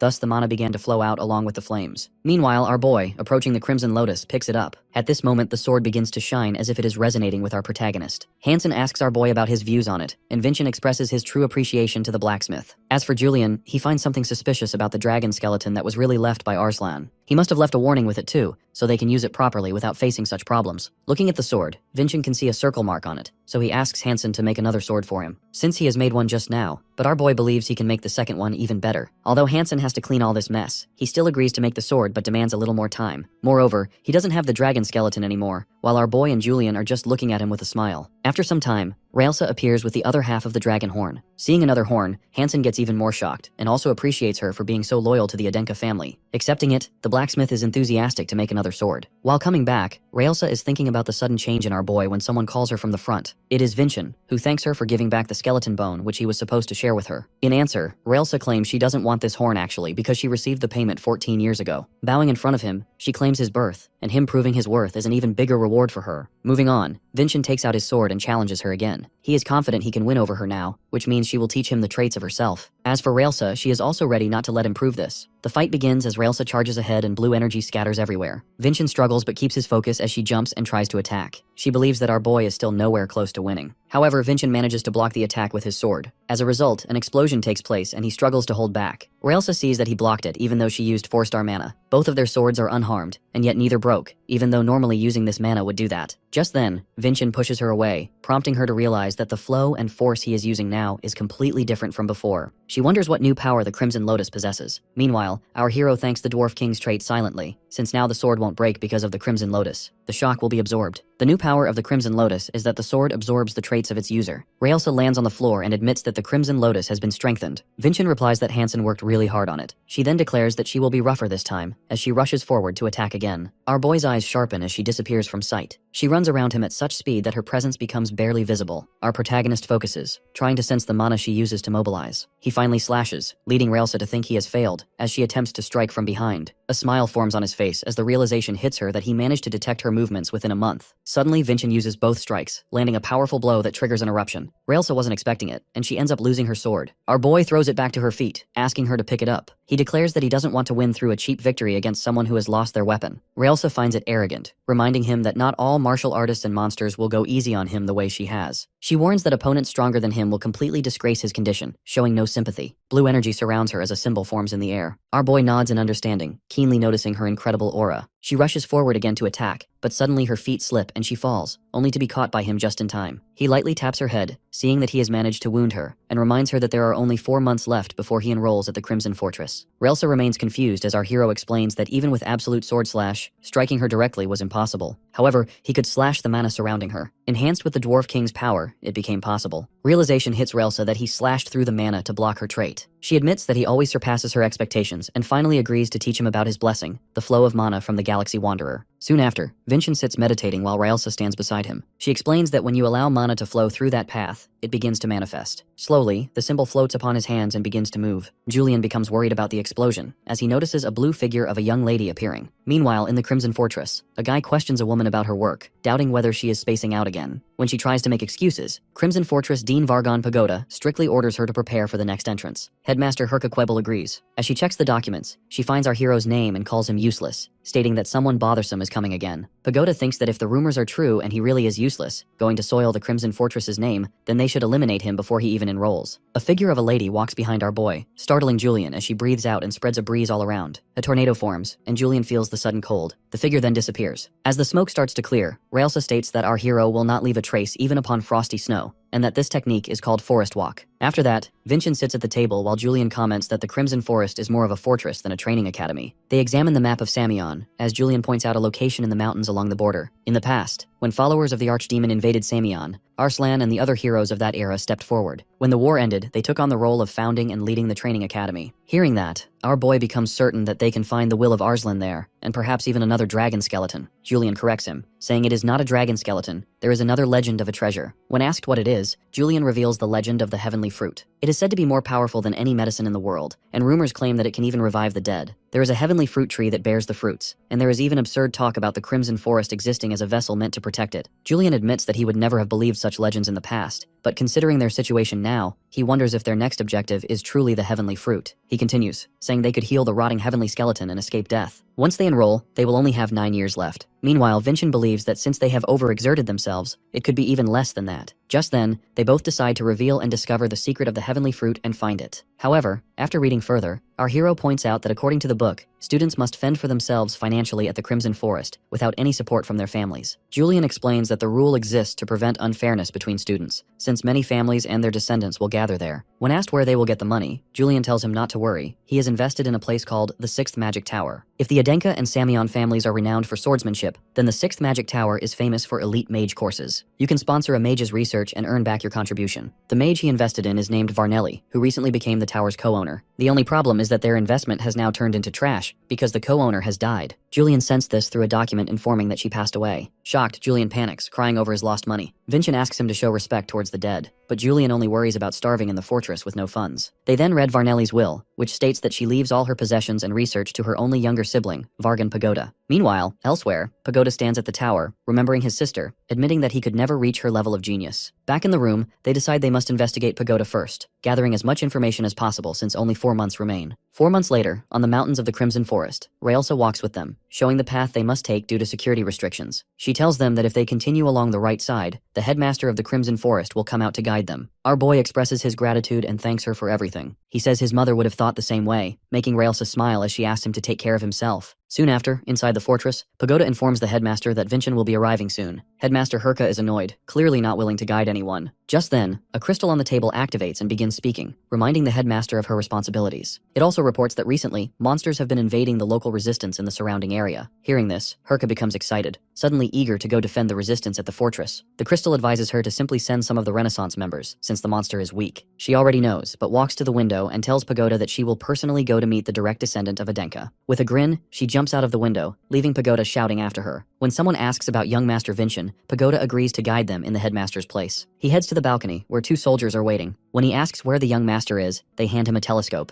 Looking through it, he sees Raelsa and Vincent standing together. The sight makes him wonder if our boy is truly so useless that someone that powerful needs to guard him. When a guard asks about the upcoming examination and its difficulty, Pagoda explains that they will proceed exactly as last year, and that he will personally test Vincent. Silently, he adds to himself that he intended to weed him out before he could even enroll anyway. Then, raising his voice, he announces the first exam. Subjugation of the illusory monster will now begin. Soon after, our boy arrives near the Crimson Fortress with Siri and Wilson. They are still in the fortress when they hear a roar. Vincent wonders if the examination has already started. He draws his sword, eager to test the results of his 4 months of training with Raelsa. A moment later, the blue-eyed white tiger appears, the strongest predator in the snowy mountain region. Both servants tremble behind him, while Vincent steps out of sight and tells them to run toward the Crimson Forest as fast as they can without looking back. Our hero then sprints forward, believing that if it really is a blue-eyed white tiger, it will chase the fastest moving target. The tiger follows him, but as he runs, he notices something strange. The tiger looks like the one he remembers, yet at the same time it does not. It does not feel alive. Still, it changes nothing for him. He is determined to defeat it, but then another tiger appears. To save himself, he leaps and lands on a nearby tree. Julian, staring wide-eyed, points out that countless more tigers are approaching, 18 in total. He believes it is impossible to defeat all of them with only 2 strikes of absolute sword slash. Meanwhile, our boy remains confused, as blue-eyed white tigers are the strongest predators and therefore never travel in packs. Even though they are carnivorous, there is not a single trace of blood on them. Julian begins to suspect that they might be illusions formed with magic. Meanwhile, from the Crimson Forest Fortress, Pagoda wonders whether our protagonist has already realized that they are illusions. Even so, he thinks it will not change anything, because he is using a high-rank illusionary monster summoning spell. These illusions are smarter than real tigers, since they are being controlled by a human. Calling Vincent good for nothing, he questions what he will do now. Back with the team, our hero reasons that if magic of this rank is being used, the caster will run out of mana soon. But Julian disagrees, mentioning the assembly element. It is a method that allows multiple spells of the same type to be used simultaneously. Instead of casting numerous spells individually, the user designates one spell as the assembly element and branches out copies from it, making the spell far more efficient and reducing mana consumption. This leads our boy to conclude that if he can destroy the designated source, everything else will disappear. Julian agrees, but wonders how he will find the correct one. However, Vincent is confident he can locate it. If a human is controlling the magic so intensely, a real monster would always be positioned in front. It is obvious that the controller would try to protect the assembly element. He identifies the one tiger standing motionless at the top of the cliff as the assembly element. In the next moment, our boy uses Frostwalk, shocking Pagoda, who recognizes Raelsa's trait. He reaches the assembly element instantly. Pagoda, excited and anxious, refuses to give him any opening. The tiger attacks, but Vincent steadies himself, fully aware that his Crimson Lotus, strengthened by the dragon skeleton, absorbs the properties of his mana. He then uses Absolute Sword Slash combined with the Galaxy Wanderer's Blessing, the trait Absolute Sword Sense variation. In a blink, he strikes through the assembly element and cuts it apart. The illusion breaks, and all the other tigers vanish. From the fortress, Pagoda realizes that our hero did more than destroy the illusion. He disconnected the actual mana circuit sustaining the spell. Shocked, he understands that our boy has a deep understanding of magic. Feeling helpless, a soldier asks how they will proceed with the examination results. Pagoda answers that they have no choice since the magic has been completely obliterated. He orders the gates to be opened so they may greet the young master. As they arrive, Vincent asks whether it is normal to find a mage of such caliber at a fortress that is usually a central gathering place for martial artists. Wilson and Sari wait for them, while Julian is satisfied that their research was correct. Pagoda is the mage who handles all essential business within the fortress. When they enter, Pagoda and the others greet him, our boy recognizing him immediately as they welcome him with respect. Julian then explains that within the fortress, a talented cadet may receive sponsorship according to the sponsorship system. Their goal now is to earn as many points as possible and recover all the money Julian invested in the magic tower. The second card is presented as Pagoda explains that there are quite a few people in the Crimson Forest. Instructors, teachers, disciples, military personnel, and children from various families like theirs. If they include their servants, the numbers are even larger. He adds that Vincent will be sharing a dormitory with others, and it may not be comfortable for him. Our boy replies that he will not be uncomfortable. Pagoda reminds him that once they enter here, they become cadets in the fortress and lose any status they held before. Our hero answers that he is aware. Meanwhile, Sari is excited, saying that Vincent will be wearing the same uniform as everyone else. Pagoda, sitting calmly, says that his uniform will be given tomorrow due to a delay. When asked what rank our boy will start at, Pagoda explains that all cadets begin at rank 9 and take their advancement examinations semi-annually. The ranks progress from 9 to 1. If someone manages to pass the advancement examination beyond rank 1, they are considered a breakthrough martial artist and graduate from the fortress with the acknowledgement of being a true martial artist. Hearing that, our protagonist calculates that it will take 4.5 years at the shortest to graduate. He must find the heavenly fruit before then to prevent death. Pagoda then asks about the blue-eyed white tiger, questioning whether he aimed for it on purpose. Our boy agrees, prompting Pagoda to ask how he knows about magic when he comes from a family of martial artists. The truth is, since Julian was terrible at martial arts, he tried to master everything else. Our boy simply replies that since knowledge is power, there is no point in separating such things. Seeing the confidence, talent, and insight to support it, Pagoda cannot understand how he ever received the nickname Good for Nothing. After a pause, our hero asks about the heavenly fruit. Pagoda sighs, thinking that a child will always be a child for believing in such legends. He explains that no one knows about it, since it is said that the heavenly fruit chooses its own owner. He adds that perhaps Vincent may encounter it if he devotes himself to it. Julian and our boy realize that Pagoda considers it nothing more than a myth, making further information difficult to gain. Soon after, they arrive at the dormitory for rank 9 cadets. As they enter, Pagoda explains that the servants will stay on the first floor, while our boy will stay on the third floor in Residence Hall 5. He hands over the sun badge indicating his rank 9 status, and Vincent puts it on. Pagoda then teaches the greeting of the Crimson Forest. Humble respect to absolute glory. Soon after, Vincent finally enters Residence Hall 5, where 4 students are already waiting, looking tense. It makes him wonder if he has done something wrong. At that moment, Malone Adenka, rank 9 candidate and representative direct descendant of Adenka, 6th son, appears, calling out to him. Julian explains that he is the older brother, the 6th son Malone, the one who bullied him the most and even forced him to eat garbage. Hearing that, our boy feels nauseous as he realizes the memory is not imagination. This man standing before him bullied him every day of a week, and his actions seem to continue here as well. Julian is all angry while Vincent asks if he can scold him a little, since he is tarnishing the honor of Adenka. Our boy grabs Malone's hand firmly, smiling as he says he is happy to see him. Malone stands confused, since they are not close enough to speak like that. Our protagonist calmly mocks him, pointing out that despite leaving the main house long ago, he is still rank 9. Enraged, Malone calls out to Sizen and slaps him hard, asking whether this is how newcomers should behave toward their representative. He warns him that if this happens again, Sizen will be responsible. Vincent cannot believe that someone this rotten is a descendant of Arslan, but then he sees the reflection of Kajin in him and steps forward, punching Malone hard in the face. All the other cadets watch in shock as Malone charges forward to punch back. There is one thing our boy has learned in this era. Martial artists do not value disposition. He dodges the blow, grabs Malone, and hurls him into the wall after striking him again. Malone collapses, while Vincent turns to the others, reminding them that the only fear allowed as a martial artist is respect, and urges them to overcome their fear, as it is the only path forward. In the midst of this, Malone stands again and rushes forward to attack our protagonist, demanding to know how he dares to challenge him in the residence hall. Malone stands up with his sword, ready to attack, but our boy dodges it effortlessly. Watching from the side, Julian whispers that they should turn this situation into an opportunity. Meanwhile, in a village near Fortress Ela, several monsters lie dead on the ground. An old man thanks Headmaster Herka, who stands proudly after finishing the subjugation. The elder asks if she will drink with them today as well. She hesitates for a moment, then agrees, stating that refusing would be rude. Unaware that Pagoda is right behind her, she is startled as he also asks for a drink, saying that he needs it since his superiors keep stressing him out. As they sit, Pagoda begins talking about the examination situation and the way Vincent struck only the assembly element. The headmaster nods as though she understands, but when Pagoda emphasizes it again, she admits she is not a mage, so she cannot grasp the details. Pagoda continues, pointing out how astonishing it is that Vincent knew about something even a 7-star martial artist like her had never heard of. Herka shows no interest, saying casually that another director, also a descendant, demolished an entire snow mountain, so our boy sounds more cowardly than impressive. She jokes that Pagoda must be excited after finding someone as cowardly as himself. Before he can reply, suddenly, the crystal glows again, informing them about a spar between Malone and Vincent, who has requested the presence of a mediator. Pagoda rushes back to the fortress where rank 9 dormitory instructor Bronde apologizes for bothering him, explaining that he had no choice since it is a duel between 2 direct descendants. Pagoda says nothing and instructs him to forward all information related to Vincent. Pagoda then warns Malone for causing trouble in the resistance hall, though he adds that there will be no disciplinary action because Vincent officially requested the spar. He begins the duel, instructing both to fight honorably. Malone looks already shaken by the aura of the Crimson Lotus and mocks our hero, asking if he intends to imitate the father's with a cheap replica, calling it fake. They trade harsh remarks, and then Malone activates his trait, flooding the area with intense fear. All the surrounding students tremble, but our boy stands calmly, unaffected, leaving Julian confused. Julian wonders how he can remain steady, and Vincent answers quietly that it is because a swordsman must never fear another swordsman. Malone mocks the idea, asking if that nonsense is enough to resist a trait. Our hero responds that it is entirely about mental state and resolve. Back in the fight, Malone grows frustrated, unable to understand why his trait has no effect, and accuses him of trickery. He charges forward, his body glowing red, and unleashes a powerful slash that erupts like an explosion. When the smoke clears, he finds that our boy has disappeared. Before Malone can react, Vincent appears behind him and kicks. However, Malone blocks barely, but before he can regain balance, our hero rushes again and strikes with his sword. The powerful blow sends him flying to the ground. Everyone knows Malone is a terrible person, yet he maintains his status as cadet representative due to overwhelming power compared to other rank 9 cadets. Sizen, who has been watching, reflects on this when a new figure arrives. Selbira enters and analyzes the scene, and then she notices Malone collapsed. Ignoring it all, Sizen praises our boy, recalling his words about fear and respect. Selbira calmly states that the fight is not finished. Malone's coercion trait is only one ability. He also possesses a blessing separate from it. Julian is thrilled, urging our hero to crush Malone completely. But Vincent finds the situation strange, wondering why victory has not been declared even after making his opponent drop his sword. At that moment, Malone's eyes snap open and a violent surge of golden energy erupts from his body. Selbira shouts that this is the blessing of the lightning giant, one of the greatest gods who grants mastery over lightning. Back on the battlefield, Malone rises as arcs of electricity erupt around him. The energy swallows our boy's arm as he struggles. Vincent's right arm is burned by the surge of electricity, while Malone laughs, mockingly asking if he enjoys the blessing of the lightning giant, the microcurrent boost. Julian watches in confusion. Before this moment, Malone only had the Daughter of Fears trait, and because he had been bullied since childhood, there is no way Julian would not know about any blessing he possessed. Malone clears the confusion himself, saying that Julian would not know because, although he was born with the blessing, he mastered it only after arriving at the fortress. When our hero asks for how many years he has been hiding it, Malone dismisses the question, saying he simply found it annoying to reveal. The words leave Vincent in disbelief as Malone continues, explaining that children his age could not defeat him even when he used only coercion. He sees no purpose in suffering pain or undergoing harsh training, believing that once he reaches adulthood, the fortress will have no choice but to let him graduate, because he is a direct descendant. Unlike others, he claims he has no intention of working like a dog. Our boy finally erupts, declaring that the power Malone possesses is something others dedicate their entire lives to and never attain. He accuses Malone of disgracing the responsibility that comes with power, trampling on the efforts of others, and staining the honor of the Adenka name. Malone ignores him and charges forward, shouting that our hero should talk only if he wins. Vincent raises his sword, reminding his brother of the earlier statement that the Crimson Lotus was fake, and when he promised to sever his right wrist as he declared. Our protagonist has already used one of the true strikes against the illusory monster. Now he decides to finish this with the Dwarf King's absolute sword flash. Furious, Malone refuses to allow it and launches at him again. Vincent dodges at extreme speed while Malone unleashes destructive waves of power all around, tearing apart the hall. Suddenly, debris from the collapsing roof begins to fall toward Seri, who had been observing. Our boy panics, but Pagoda reacts instantly, shielding her with a barrier. He orders Bronde to evacuate all candidates and decides to teleport Seri away. She worries for the young master, but Pagoda notes that her body is overflowing with mana. Back on the battlefield, Malone screams for our hero to come down, calling him a coward. Running and evading, Vincent recognizes that the trait is powerful, but full of openings. He plans to find the perfect chance and reach the center with Frost Walk. However, his body gives out and he collapses, realizing that maintaining Frost Walk any longer like Railsa is impossible for him. One large step was already beyond his limit. Seeing him on the ground, Malone bursts into laughter. Meanwhile, Pagoda quietly admits his own mistake and tightens the mana barrier around the two fighters. Vincent grows frustrated, realizing the reduced space makes escape impossible. While Malone stands confidently, smiling with cruelty, our boy understands that using Absolute Sword Flash is nearly impossible in his exhausted state. He wonders desperately what he should do. Just then, Julian offers an idea. Instead of slicing Malone, slice something else with the Absolute Sword Flash. The opponent slams his foot on the floor, detonating another wave of energy. All focused, Vincent commits to Julian's strategy. He jumps and kicks off Pagoda's mana barrier, draining the final remnants of Frostwalk. Malone forms a roaring orb of lightning in his hand and hurls all his power forward, believing the fight is already won. But he has fallen for the trick. Our boy pierces the barrier itself, shattering it and sending the redirected blast crashing into the ceiling above. A massive portion of the roof collapses, burying Malone beneath the falling rubble. In the next instant, our hero lands atop him. He declares that the oath of a martial artist weighs more than anything. With the sword bestowed upon him by his father, he will defend Malone's honor. He refuses to allow Malone to become a liar as he raises his blade, prepared to sever Malone's wrist just as promised. With a smile, he cuts off Malone's wrist. Pagoda watches in disbelief, stunned that the mana barrier he created, a barrier formed from countless layered spells and sealed completely from the outside world, was shattered with a single slash of Vincent's sword. Malone collapses, groaning in pain. Just then, Pagoda immediately steps in, stopping the battle and declaring Vincent the victor. When our hero asks why he didn't interfere before the wrist was severed, Pagoda sighs, explaining that Malone himself had declared it during the spar, leaving him no choice. At that moment, Wilson arrives with a priest, as requested. Shevin, the 5th class priest, approaches and demands to know who dared to carry the 2nd class priest token. Our boy calmly answers that it belongs to him. Shevin then notices Malone and stares at him in disbelief, unable to accept the defeat as he also questions Vincent's right to possess such a token. Our boy simply smiles, noting how strange it is since the token grants the same privilege as its original owner. Shevin has no response because he knows our boy is correct. Someone of his rank has no right to challenge such matters. Shevin then asks if our hero wishes for treatment. He nods, and the priest begins healing Vincent's burned arm. From behind, Malone shouts, begging to have his own arm mended as well. Our boy turns and asks whether it is truly wise to restore an arm he wagered in an official match. If he fixes it now, Malone's honor will be destroyed. The realization hits Malone that he is forced to choose between pride and his right arm. Julian watches, satisfied by the revenge, as spectators rush down, cheering for our protagonist. Someone then states that time is running out, and once the severed limb dries, not even divine miracles can restore it. Finally, Malone demands treatment. When our hero pretends not to hear, Malone shouts again. Only then does Vincent instruct the priest to reattach the arm. Pagoda clears the rubble and the priest finishes the healing. Malone is told not to strain himself or or train heavily. From the side, Sizen and Selbira watch, visibly impressed. Sizen suddenly asks if he can become like our hero, prompting Vincent to answer that he can, but only if he overcomes his fear. Meanwhile, Malone sits on the ground, jealousy twisting inside him, resenting how the honor he wanted has been stripped away. Silently, he vows that he is still the king here. He gathers lightning energy into a stone, preparing to crush our boy's skull, but Pagoda intercepts him. He warns that the only reason he tolerated Malone until now is because his hand must recover fully before the official match in 1 month. He is already burdened enough by a superior who neglects her duties and will not tolerate more problems. As a result, Malone backs down. A week later, Vincent stands in Pagoda's office. Julian quietly guides him on how to offer condolences in this era. Pagoda remarks that although Vincent was his sister's guest, if he's here for condolences, it is too late, and makes the situation awkward. Their relationship has now shifted. Vincent returns to being the 7th son of a direct line, while Pagoda is merely the dean, once a lowly mercenary. Our boy hesitates until he remarks that Pagoda has known his name from the beginning. Pagoda admits it, then says that our hero is the one who personally investigated him and his sister and approached him intentionally, questioning the purpose. Vincent agrees. At first he wanted repayment for the investment, but after learning Pagoda's history, he re-examined himself. The story revealed a talentless child burdened by his origin, and Vincent simply wanted to speak with him honestly. Pagoda already knows of our boy's circumstances, but wonders if he will listen to what he wants to say. He begins recounting his past, running away from his family and from the Samyeon family's magic tower that suffocated him, becoming a mercenary, spending years on dangerous front lines. Unlike our hero, he carries no affection for family or siblings. Through it all, a simple question remains, and our boy asks why he still bears the family name. Meanwhile, Malone isolates himself in his room, ignored by other candidates. Rage boils inside him as he swears he will kill Vincent. Just then, a dark energy materializes before him, asking if he truly seeks revenge and whether he desires help. Back in the office, our hero says that the Dean's family is a renowned family that has led the magic towers for generations. If Pagoda were living as a mercenary, that type of background would have only gotten in his way. Before he can finish, Pagoda cuts him off, claiming he is nothing but a failure who does not even have a single star, and questioning why he is speaking as if he understands anything. His voice cracks as he says that Vincent could never know what he endured or how it felt to walk away from the magic tower. He leaves his chair in anger, stating that if the Samyeon and Adenka families were ever to go to war, he would destroy the magic tower that drained his life first. Vincent stands calmly, recognizing the pain in his voice. Pagoda is confused as our boy silently remembers his previous life, realizing he was the same. In the end, what he wanted was not revenge, but acceptance and love. According to our protagonist, the reason Pagoda has never forsaken his last name is because he still has lingering attachment to his family. Hearing that, Pagoda's eyes soften. He exhales and sits back in his chair. He reflects that his sister was talented and bright, and it would not be an exaggeration to say he endured all the bullying out of pure respect and admiration for her. Yet that same brilliance brought him misery. Taunts and insults followed him everywhere. He could no longer endure the pressure and abuse, so he ran away, abandoning his family. Pagoda lowers his gaze, admitting he thought he had seen through our hero, but it was the other way around. Vincent then asks him to be honest, because human emotions are never simple. Pagoda says he thinks he received more comfort than he could have asked for, and even though his sister is gone, he can finally be honest with himself. With a faint smile, he remarks that if our hero invested in the magic tower, it must not have been trivial. He declares that he will become Vincent's sponsor, and he no longer needs to worry about living expenses at the fortress. Vincent thanks him and leaves the office. Julian quietly comments that our boy must be gifted with words, since everyone they meet ends up falling for him. Meanwhile, Vincent claims that everything he said was genuine and heartfelt, and Julian praises his 500-year-old sense for people. As they continue down the hall, they see Sizen and Selbira waiting, congratulating him for gaining Pagoda's sponsorship. Selbira introduces herself kindly, saying that because she lives on the 2nd floor, they never had a chance to meet properly. They shake hands, and our hero admits this is his first time hearing about the secondary candidate representative. She explains that because her brother failed to fulfill his responsibilities, she is now the one responsible for reporting to the instructors. Suddenly, Vincent senses that she carries the same trait as his mother, though not at a comparable level. Selbira possesses the discernment trait, allowing her to measure another person's power and hidden potential. She tries to assess how he defeated Malone, but then notices something unusual. He has no imaginary energy, and because of his crimson mana, evaluating his potential is impossible. He gently withdraws his hand, disliking being greeted by trait analysis. Selbira quickly apologizes, shaken by how he sensed it when even instructors cannot. Vincent lets it go and asks why they are out so late. Selbira returns the question, explaining that cadets are forbidden from roaming alone at night. When he asks why, Sizen says that getting lost in the cold can be dangerous, and they always use the buddy system. Selbira adds that one could even encounter the evil spirit of Darwin. Hearing the name, our boy becomes intrigued and asks for details. Sizen asks if he knows about the archdemon from 500 years ago. He then explains that after Archdemon Darwin lost to the Hero King, his spirit scattered across the world. Fragments remain, capable of forming contracts with martial artists, granting immense power in exchange for their lives. The idea sparks realization in Vincent. That means the archdemon truly existed, and perhaps the legend used to frame him was not entirely false. Stepping in, Selbira adds that contractors are reported from time to time, but most people dismiss the existence of spirits from 5 centuries ago. It seems impossible. Meanwhile, back in his room, the dark spirit approaches Malone, offering to form a contract and help him achieve whatever he desires. Malone asks if it is the spirit of Davin, and black energy swarms around him,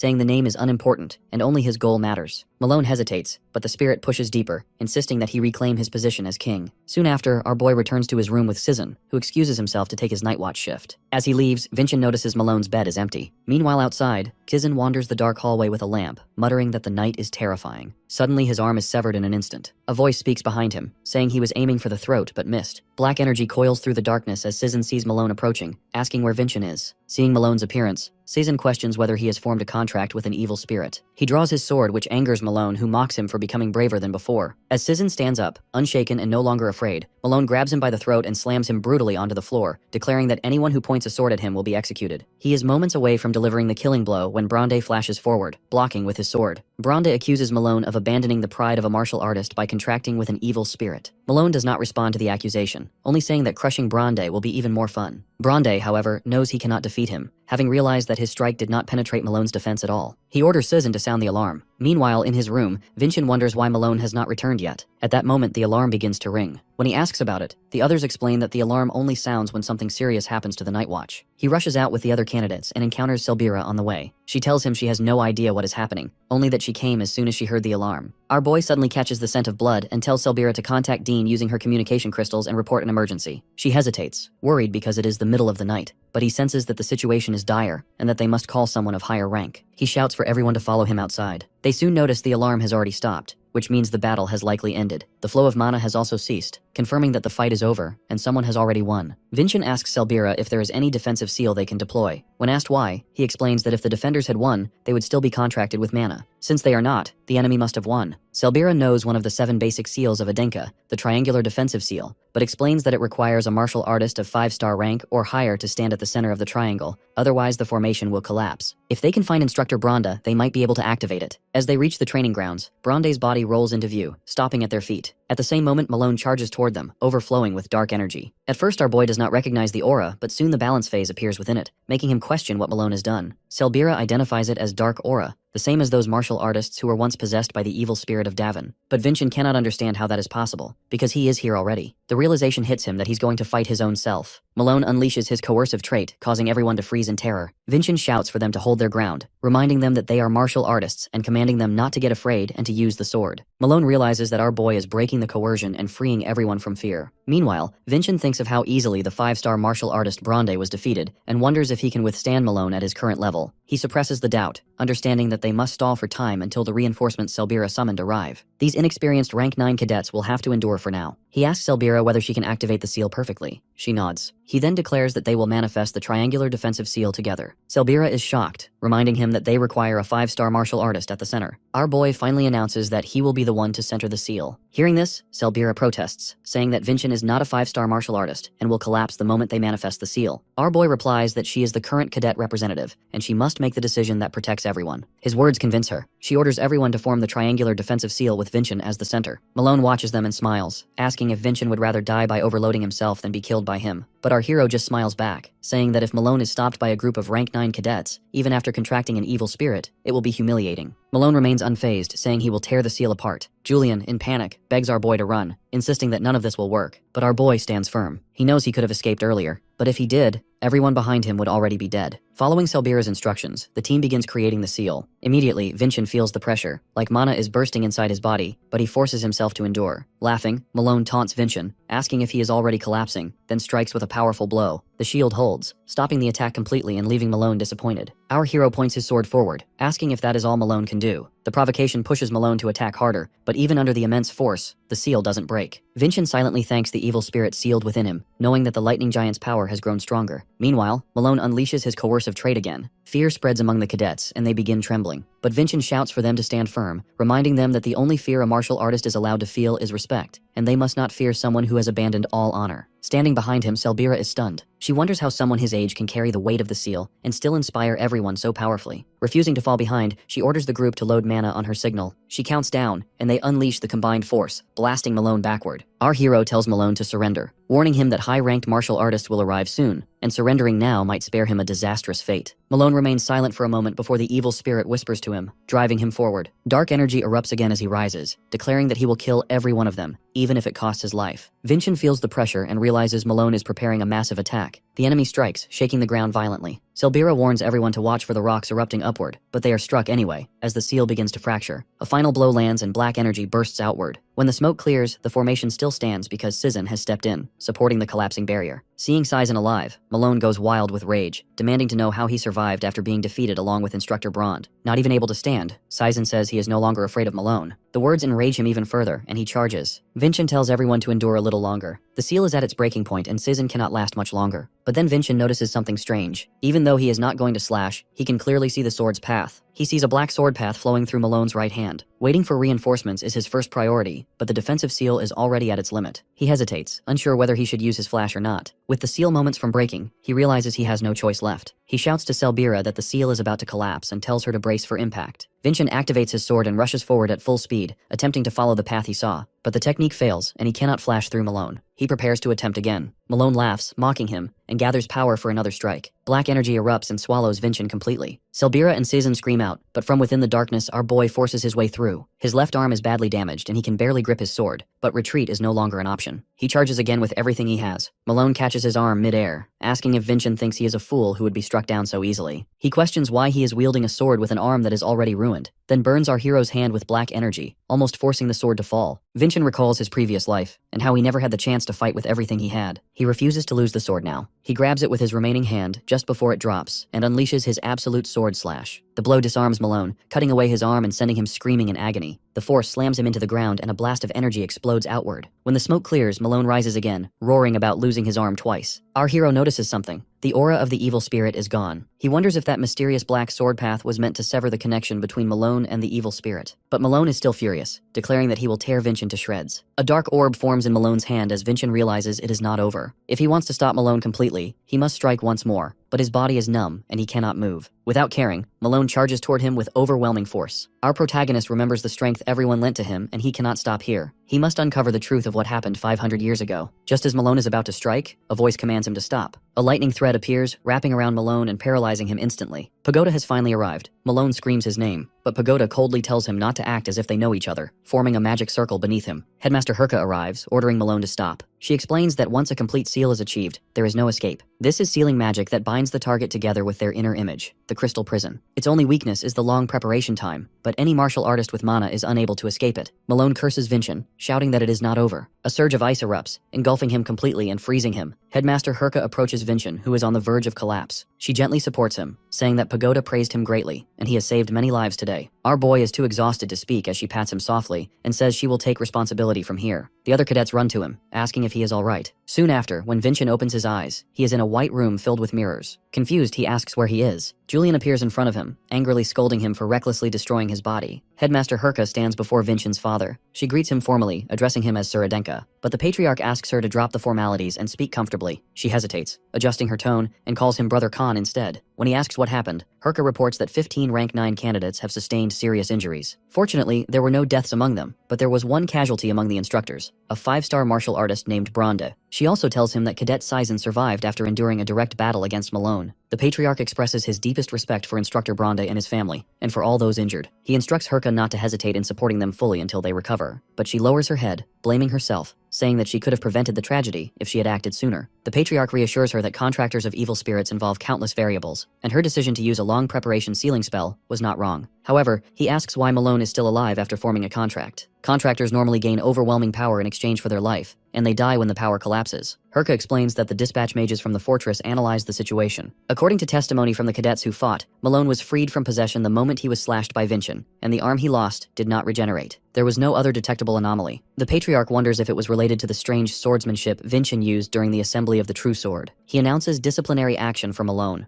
For abandoning the honor of a martial artist and forming a contract with an evil spirit, he will be confined to the guest house for the rest of his life. His imagery will be sealed, and the tendons of each limb will be severed so he can never wield a sword again. He then states that Vincent must be rewarded, and asks where he is. Herka explains that Vincent was moved to the main house after emergency treatment, but he has not regained consciousness for several days. Meanwhile, inside the White Room, Vincent questions Julian about where they are. Julian has no answer. He was dragged in when Vincent collapsed. Looking around, he suspects they are trapped inside Malone's memories. Our hero is shocked, unable to understand how this could happen. Julian asks whether it is connected to that mysterious swordsmanship Vincent used, but even in his previous life, he has never experienced being sealed inside an opponent's memories. He thinks about Malone, the evil contract, and the absolute slash, trying to understand how they intersect. Just then, a mirror appears behind them, revealing Malone's past. Malone stands arrogantly, refusing training to control Lightning Vein, boasting that he is already the strongest among the rank 9. Vincent and Julian watch silently. Pagoda appears and scolds Malone, warning that he will make a fool of himself on stage if he refuses to train. He tells him that unless he wants to die publicly, he must manifest the lightning giant immediately. The mention of the stage makes Vincent suspect that Pagoda had a reason for overlooking Malone's behavior. Back in memory, Malone finally complies and activates the lightning mana. Julian and our hero are stunned to see the exact mana flow of the lightning giant. Black smoke suddenly surrounds the space. Julian disappears. A woman emerges from the darkness. It's Vincent's own mother, whispering that he should die. Memories rush in. His master Falcon, Arslan, and others turning their backs on him, leaving him behind as he calls for them to stop. Then Kayan appears, plunging a blade into Vincent's chest. And then, he is suddenly in Samyon prison again, where Arslan once stood before him, declaring his intent to fight for honor. Now a grown Arslan appears. Vincent freezes, confused. The last time he saw Arslan alive was 500 years ago, when he was still young. He has never seen him grown. Just then, Arslan speaks, but the words are muffled. Our hero shouts for him to repeat it, but still can't hear. Arslan only mouths the final words, that they will meet again in 500 years, no matter what. Vincent falls backward into darkness, screaming. He jolts awake in his bed, clutching his head. Confusion crashes over him as he questions what Arslan has done to him. Julian suddenly appears, checking on him, admitting that he got scared when our hero disappeared without warning. Vincent looks at his bandaged hand and says that he is all right, and it seems like his body has already healed. While he silently thinks about the memories he saw, about the grown Arslan who came to see him before his death, Wilson and Sari rush into the room, overwhelmed with relief that their young master has finally awakened, clinging to him emotionally. Vincent smiles, happy to see how much they worried. Headmaster Herka enters the room, asking if she is interrupting a touching moment and offering to return later. When asked, she introduces herself in a friendly manner. Soon after, when the servants leave, she sits beside him, telling him not to worry about greetings or formal manners, and to call her sister instead. Our boy questions why he is here, worrying about the Crimson Fortress, but the headmaster assures him that she had to report the incident to his father. Pagoda is far better than her at managing the fortress, so things are fine without her. She explains that she is planning to take care of business in the central region and return in 3 days with our boy. With a peculiar smile, she asks him for a favor. When he asks what it is, she wonders if he is willing to duel with the young master of the Samyon family. Hearing this, he panics for a moment, but Herka clarifies that she wants him to compete in the upcoming friendly exchange meeting, a grand event where the Samyon and Adenka families test their martial talent before both patriarchs. This year, the event is being held at the Crimson Fortress, meaning both the Samyon patriarch and young master will be present. She explains that Malone was originally scheduled to participate, but since the situation changed, he is the only direct descendant close enough in age and skill to replace him. The memories he saw and Pagoda's mention of the stage were referring to this event. His opponent will be the 6th son of the Samyon family, a genius with the prospect of becoming the next patriarch. Nobody expected to win, not even Malone. Aside from Dea, no one has ever won at the friendly exchange meeting. She tells him not to feel pressured and to treat it as a good experience. Vincent refuses to participate with the intent to lose, believing that doing so would go against the will of Adenka. The headmaster stands and pats his head, saying she likes his mentality. Just then, the patriarch appears and asks if he will take responsibility for those words. Our boy replies that he already proved himself during the assembly of the true sword. Hearing that, the patriarch tells him the pressure this time will be incomparable, but our hero still promises victory. The patriarch accepts and leaves, telling him to rest. Walking down the hall, the patriarch realizes they still have not rewarded Vincent. The headmaster asks what he has decided, and he responds that he will accompany her back to the fortress, and Vincent's name will be engraved on the Crimson Mountain, a place reserved for heroes of Adenka. Only those with extraordinary achievements have their names carved there, and no one has received that honor in rank 9 except Dea.